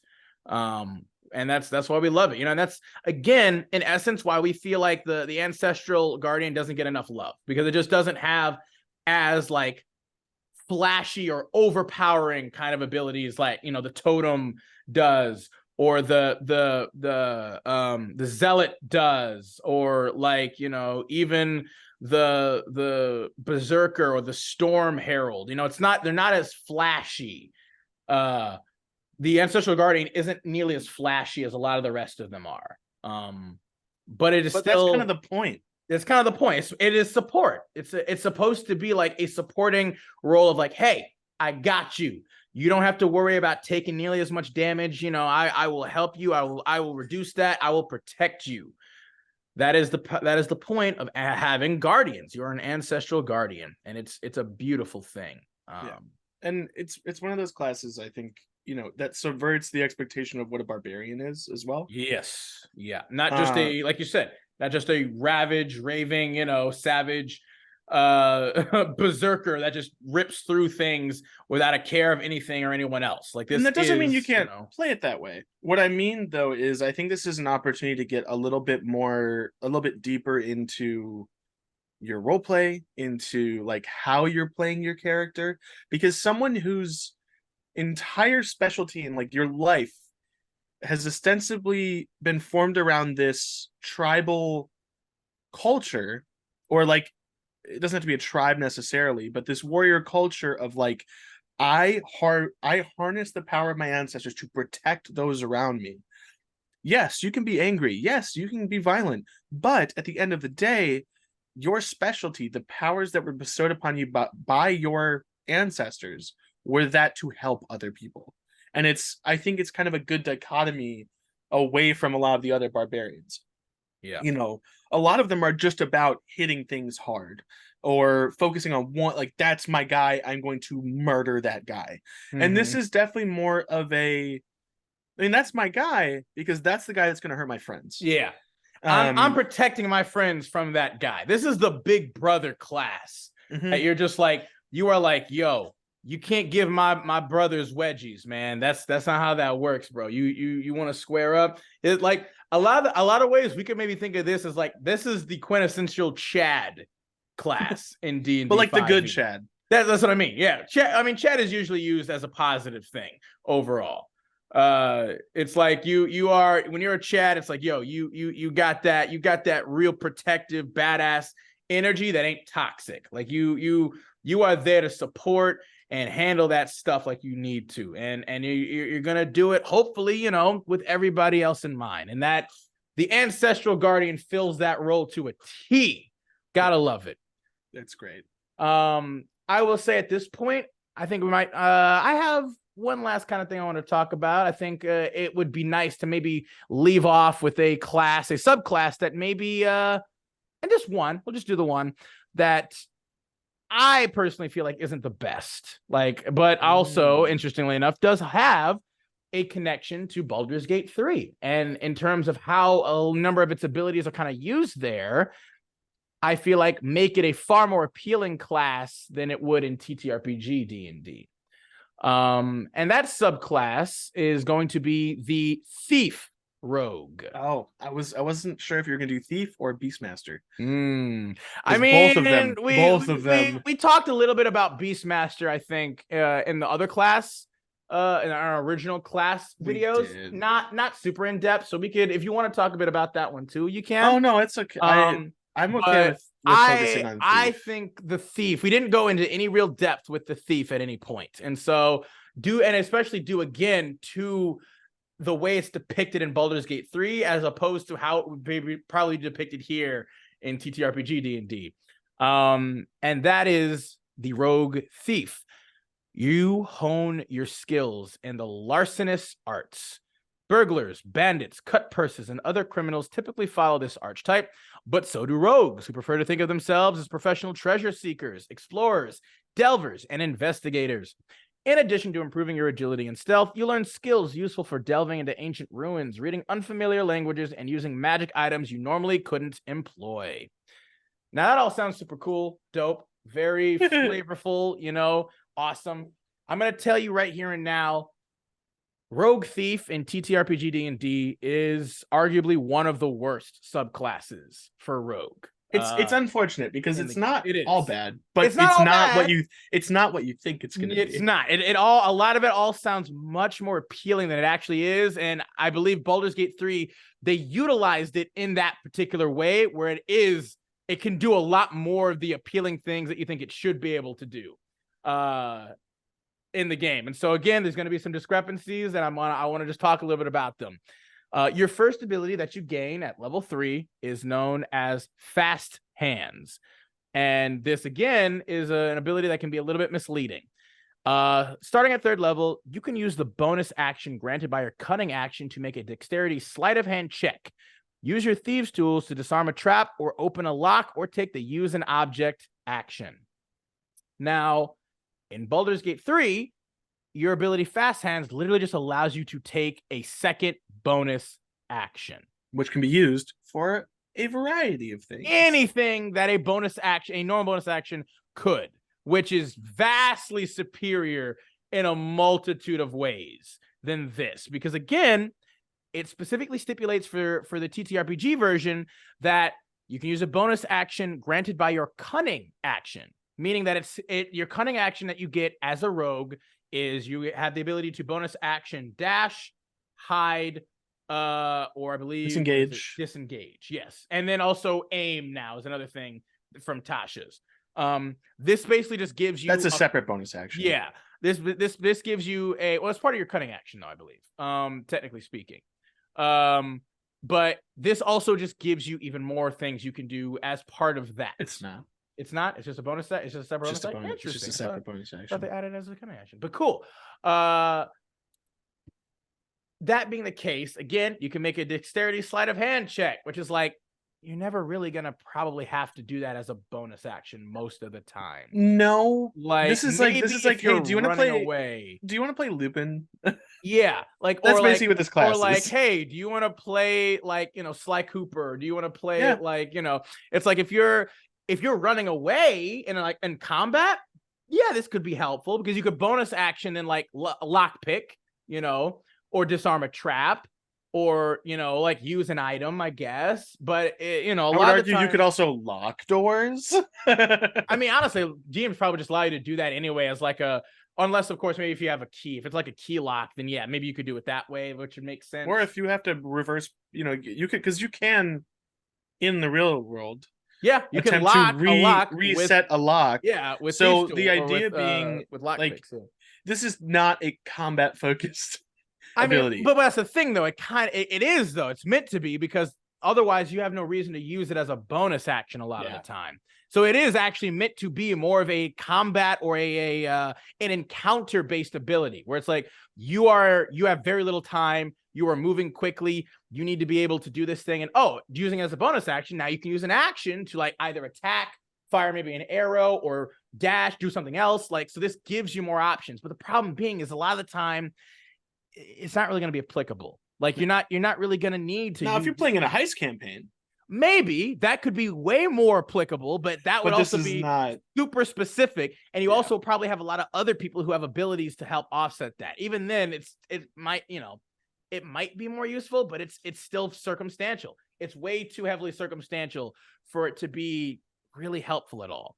As again, opposed to the Baldur's Gate version where you just get an extra bonus action, which you can use for a multitude of things, basically anything. And if you're me, you just do fighter rogue Astarion with dual hand crossbows. Exactly. And you just start literally lighting people up with the crossbow feat, with the crossbow expert feat. You just start lighting people up, and sharpshooter, like all of that stuff. Like it's crazy. Your second ability that you get at 3rd level is Second Story Work. And when you choose this archetype at 3rd level, you gain the ability to climb faster than normal. Climbing no longer costs you extra movement. Now, again, that just gives you a climbing speed. It doesn't even give you a climbing speed. It just makes it so that you can climb at a normal pace even if you like make an ability check to do it. You're no longer at half speed. You don't even get a climbing speed with it, which is, again, I also thought initially you did, but it recently came up for me. You don't. It doesn't So actually. you still have to give make you a check, but the reality is you would move like you had a climbing speed. You would move like you had a climbing speed. That's so but you still have to make a check. But the problem being is, as a rogue, you're probably not going to have great, athletics because I build all my rogues with athletics. Why? Climbing.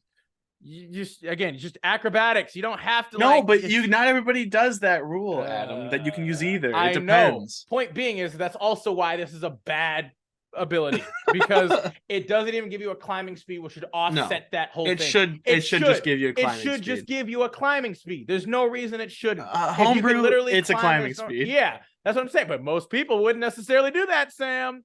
So point being is, this is a bad, poorly worded ability. And again, it has more. In addition, when you make a running jump, the distance you cover increases by a number of feet equal to your dexterity modifier. So that in of itself, that's okay. That's decent. It gives you, again, it helps you use your dex instead of just your strength for jumping. That's nice. The problem being, though, is that it should also apply to your climbing. It should give you a climbing speed. That in of itself. Another thing being, though, is you're also not necessarily going to have a lot of moments where you have to do running, jumping a lot of the time. Again, it's very circumstantial. This is a very specific class for a very specific type of game. And I will urge people who have not played this before, you will not run into any of these things. Unless you might, but it's so circumstantial. It's so circumstantial. Yeah. And you have to, for most of the time, it's not really going to be a thing. It would have to be a very specific type of game with a very specific type of party. Now, here's to say, you can't have fun with it and figure out ways to get weird with it anyway.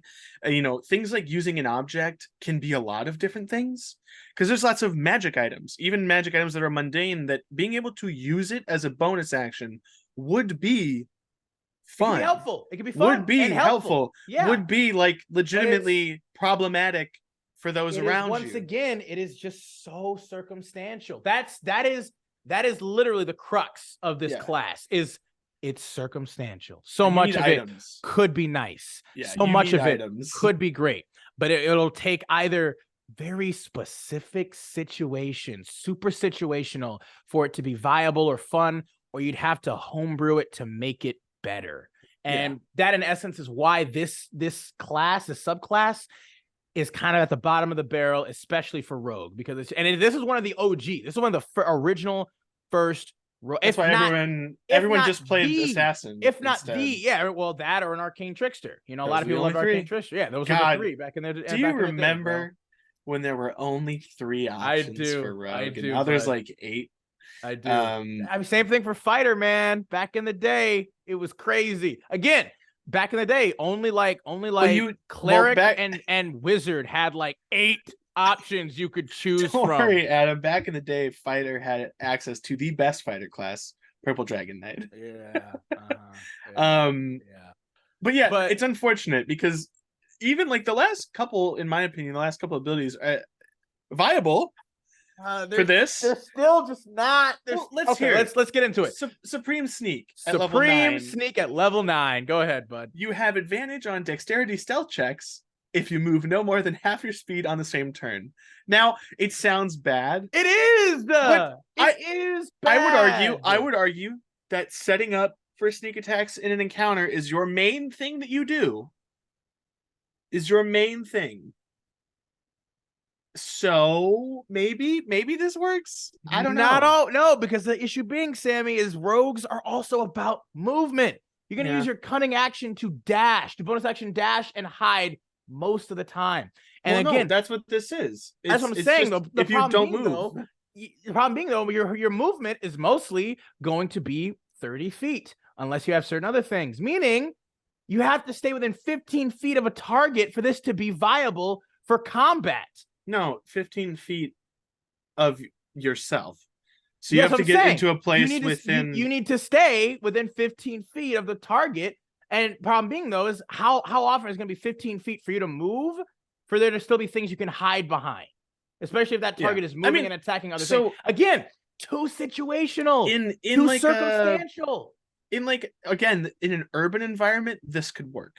This is why I'm saying this is a very dependent not even urban class. any environment. Like again, even in the woods, this would probably be even more applicable and viable. Those but two also it just places. depends on the environment, the arena that your GM decides to give you. Yeah, It's I mean, too for me, circumstantial for that. Like, it's just obviously, when you play this class, I think this class is dependent on items. You I mean, need something that heavily increases your so. speed. You need something that you can use as a bonus action for use item that would impact the battlefield. Thing like an ever smoking bottle, or stuff like that, where It's it's a like hoarder class. It's an item hoarder it class. is. It And would have to be, and you'd have to give. The problem being though is, again, you have the restriction if you can only, and vanilla D&D, unlike Baldur's Gate, another thing, you can only have up to 3 items you can attune to at once. Like, yeah, this in class Baldur's is the Gate, king of non-attune requiring wondrous items. and there's not a lot that can do a lot of like badass dope shit. Like, you have to dig and you have to be very specific to find ones that are like effective. There are a number of them that don't require attunement. There are a number of pretty decent objects, but they would, again, circumstantial. How would you justify finding all of those items unless you literally were like, hey, GM, I'm gonna like literally search and find them as like an explorer, or a delver, a treasure seeker. But again, your GM would have to specifically give you like, hey, you got some, you got some rumors about this particular item that you might want to try and find and pick up. Because then you also have the added thing of being like, you'd have to get a bag of holding. Then you'd have to have one yourself, because otherwise you'd be hauling around all this stuff. You're probably not going to have a high strength stat to carry a ton of shit. Like, see, for me, it's all about those like weird, there's stupid mundane items, and that's all I would grab. There's too much added stuff that you have to put on and set up and do for it to be viable, for it to be considered a good class. I mean, at the end of the day, you're still, if you do it correctly, you're still hitting sneak attack. Here's another thing though. Again, compared to other rogue classes though, they hit so much harder, so much better, so much more often. Some of them. But here's another thing. We'll move on to the next ability that you get at 13th level. Use magic device. This is an interesting kind of thing. You have learned enough about the workings of magic that you can improvise the use of items even when they are not intended for you. You ignore all class, race, and level requirements on the use of magic items. Now, once again, this could be really cool in a lot of ways, but unfortunately just won't really matter much in most campaigns. Most campaigns are not going to have a lot of class or race restrictions for items that you can find. There's one particular item that would be redonkulous for this rogue to have if it could get its hands on them, but it would just be so difficult and so, again, circumstantial. Let me see if I can even find it. Like, that it's just, you can't really bank on it happening. Like, it would just for context, 14th level Artificer also gets this.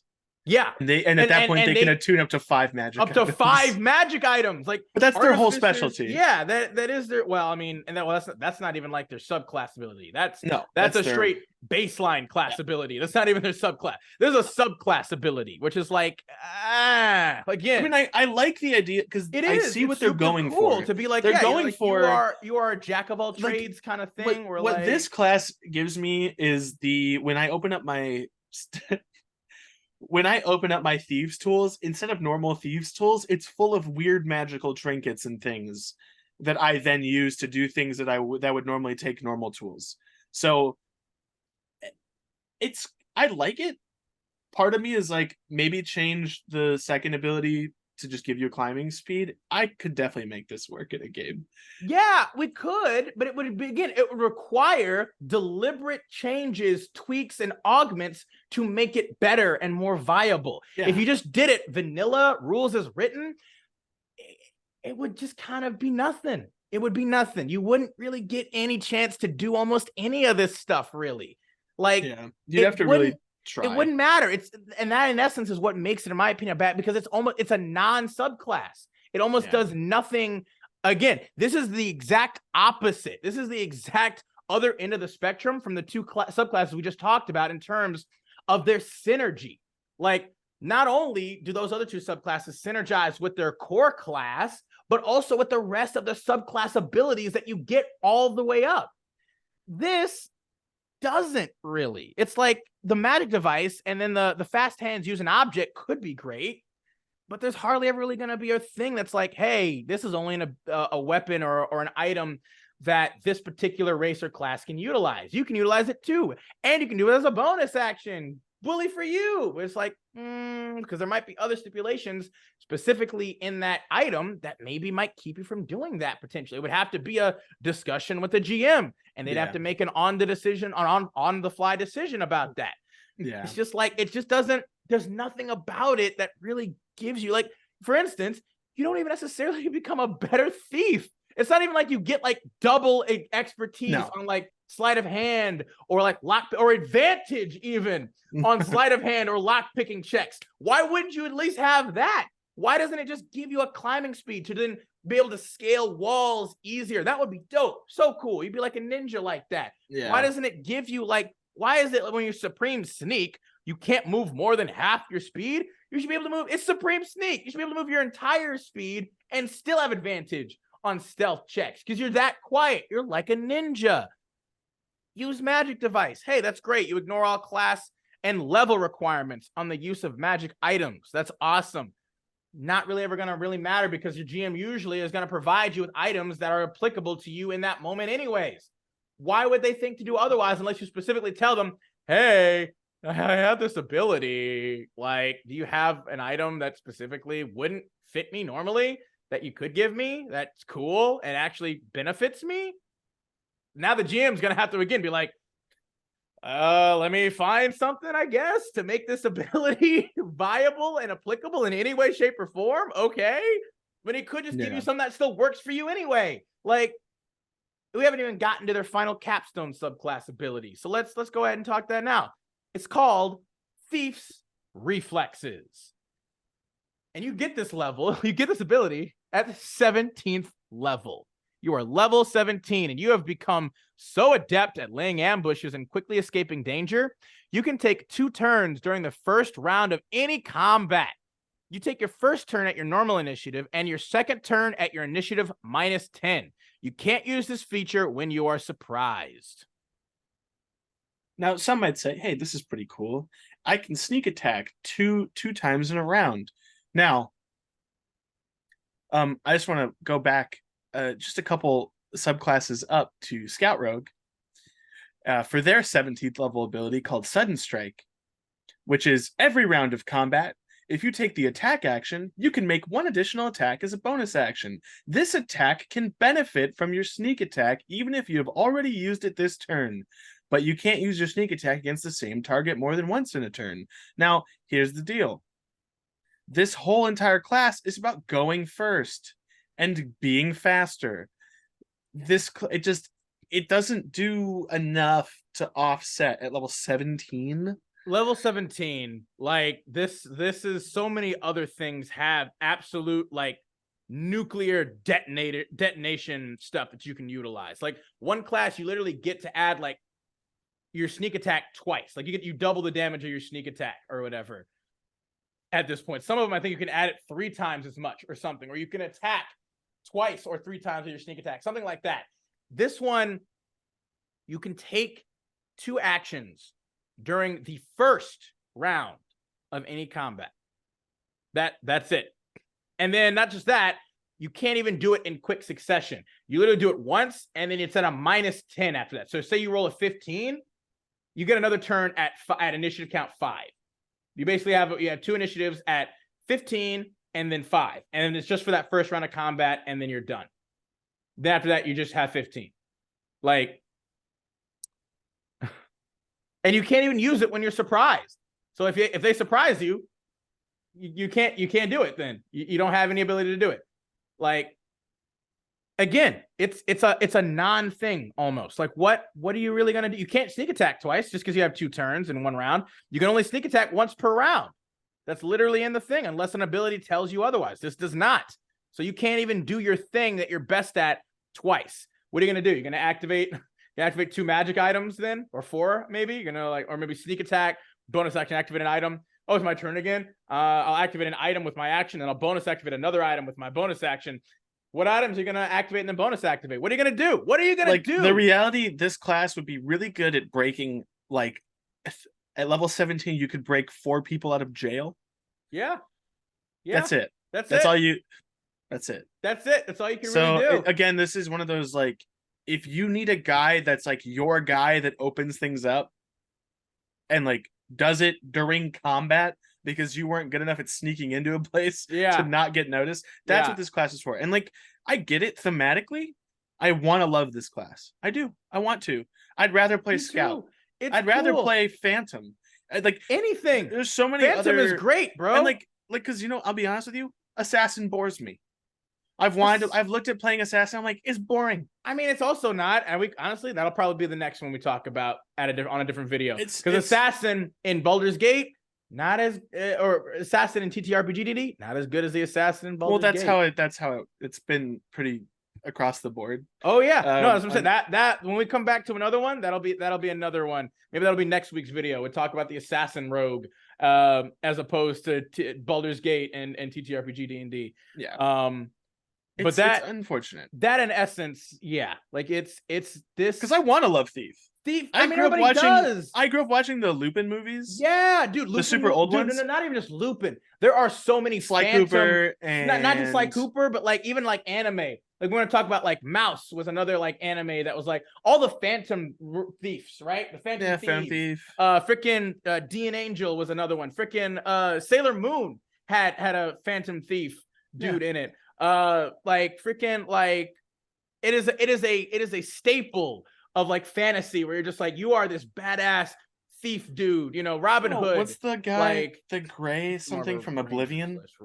What was the I know you're Gray Fox. The Gray Fox was Oblivion. Was he in Oblivion? Yeah, the thief.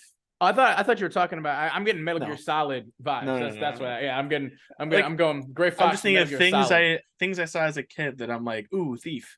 Yeah, like, no, you want that to be a thing, and it's not there. It's not there. Like they didn't know how to really make. And again, to be fair, but you think they can't even use that as an excuse anymore. Again, this was probably like the first thief that was ever made, right? Or this is the first rogue that was like ever made. The first subclass for like a rogue, right? And it's like, that's great. But you guys, they already did things for other classes. They reworked Beastmaster Ranger. Why didn't you rework Thief? Why didn't you rework a number of other things as well at this point? Like, I'll be honest, I feel like Arcane Trickster is a better thief.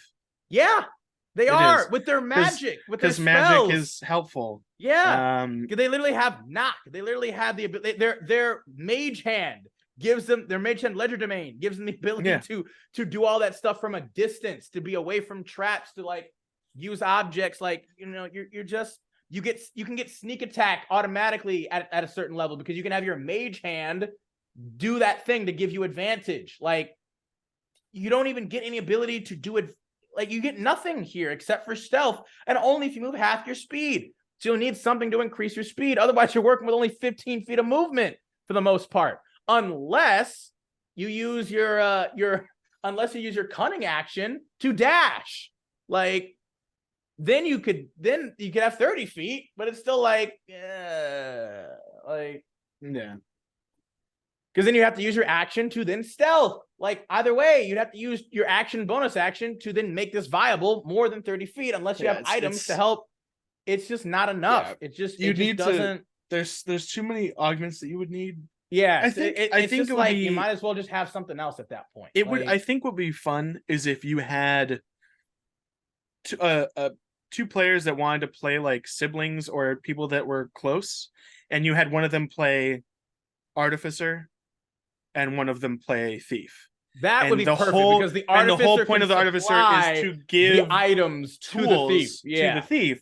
Like, to me, that's cool. A really cool moment where this class, I think, shines a lot more than by itself. But then again, I now have to include two people in this idea, which I think if you are close enough with somebody and you have a good fun playing this game, you could definitely convince someone to play this. But the amount of effort and the amount of thought that has to go into it before you even hit the table, is unfortunate, because I think it's due for an update, and I don't think Wizards is ever going to do that. No, for 5e. they're not. I know they're talking about this. Not, They're talking about the 1D&D thing, which I still don't fully understand or I'm not contemplate. quite sure what's going on with that. And either. I'll be honest, like I'm gonna stick with 5e. It's what I've learned how to play, same. and I like I don't it, and have I love a it. lot of desire, and they're still releasing books for 5e, like And a lot of them up to this point, and it's like I don't even understand like what is 1D&D even really going to be? Like they keep saying 1D&D is going to be like backwards compatible with 5e or whatever, and I'm like, why don't you just call it 5.5 then? So are you just adding new options? And yeah, new things? like what? So for me, are you just going to do Tasha's and then call it like a whole new edition? Like what's the point of that? If we're doing Tasha's 2.0, I'm fine with that. The reality is, this unfortunate sad class is due for either an overhaul, an update, or some homebrew to make it viable, as well as a DM and or other players in your party who are willing to contribute to the character. Now, I think that's a great opportunity to play as a team, but I do not think it is necessary to use. There's so many other options to do that with. That's not this. There's just so many other things. I'm trying to find this one item. There is like one item that I feel like would like with the ability of magic, use magic device that like would be super cool because it specifically is like a single class. Not class, race. It's a single race item that you can technically get. It like gives you the ability to like duplicate yourself. So like I'm trying to like find like I'm not aware of that item. This I mean, because there's it literally stipulates that only a very specific race, and it's not even a playable race, could utilize this item. Otherwise it's completely useless.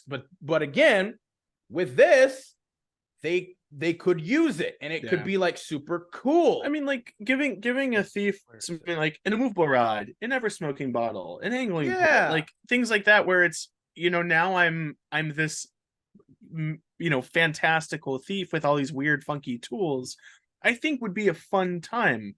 I think you have to put in so much. It would just be so much you need a team. You need a team of artificers to make this viable. Like you just be like, because you're limited. Like it would just, and to be fair, you could have that motif of like we talked about Phantom Thieves. Phantom Thieves always have like a team of people, kind of like people in chairs. It's almost like just like it's like James Bond, where they make all his weird gadgets. Yeah, have a queue. You need a queue, bro. Yeah, you need like 4 queues. God damn it! I know I want to find it so bad because I want to at least give this guy something. Like it would be so cool. Is it like a non-mentioned magic item? Is it something that it's one of those like Monster has this item? Like it's definitely an item you can see just in actual items where it's just like like this, like it's weird how they did it, but it's like I know you can. I'm forgetting if it's a very rare or legendary. It might be legendary because the thing that it provides you with is like kind of crazy. Like it is a powerful, like wondrous item. Oops, no, not that. Weapon types. Because this thing is.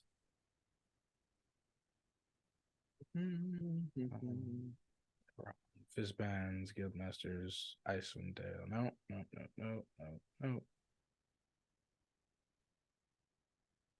Spelljammer. I think it's from Spelljammer.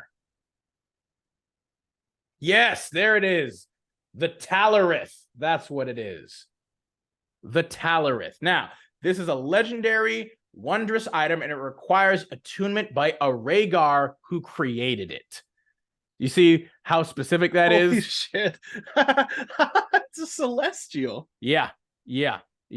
So, the Rhaegar who creates this piece of jewelry chooses its form: bracelet, brooch, diadem, or necklace. While the Rhaegar wears the Talarith, any weapon wielded by the Rhaegar deals an extra 1d6 force damage when it hits. As an action, a Rhaegar can use its Talarith to summon a golem that looks just like the Rhaegar. The golem obeys the Rhaegar's commands and uses the Rhaegar's statistics, except it is a construct that doesn't have a Talarith of its own. The golem vanishes after 1 hour or when it is reduced to 0 hit points. After summoning a golem, the Rhaegar must finish a short or long rest before this property can be used again. So this is a really cool, again. I have a question. Would that summon a duplicate of me or a duplicate of the Rhaegar? It specifically was created by the Rhaegar. So I assume it can use it to summon the duplicate of the Rhaegar. I mean, that's up to the DM, I guess. I would let you go either way with it. Because it says you summon a golem that looks just like the Rhaegar, and because it requires attunement by a Rhaegar who created it. Yeah, I wonder if that would change when you attune to it because you're not supposed to. Well, that's what I mean, though. Like it's the Rhaegar created it, and because it's so intrinsically tied normally to the Rhaegar, I feel like it would summon a golem Rhaegar that just doesn't have a Talorith of its own. I don't even know what a Rhaegar is. A Rhaegar is a medium celestial. It's specifically from it's a cool looking kind of thing. It's got a lot of it's got a lot of kind of dope stuff. It's a cool celestial. Yeah. So this thing, again, this is the type of item that would be great for the thief rogue to have. However, it would be incredibly rare, like almost impossible for him to get his hands on that kind of thing, because a Talorith is, again, very intrinsic to a Rhaegar. It's specifically, again, it's in Spelljammer specifically, and it's like, this item would be dope, but the amount of like deliberate finagling and like, yeah, there's no way you'd find one of these either. Twisting, you're not necessarily going to find something. You'd have to, as a thief, maybe steal one, but you'd also have to specifically find a Rhaegar. The chance of even finding one of those is wild. Exactly. Like, that's what I'm saying. That sucks, because I think I used to like Thief when I first started playing this game, because I always thought like, oh, that's cool, you can do this, you can do that. And now that I really understand the rule set and what actually happens in a game versus what could happen in a game, this is such a situational pick.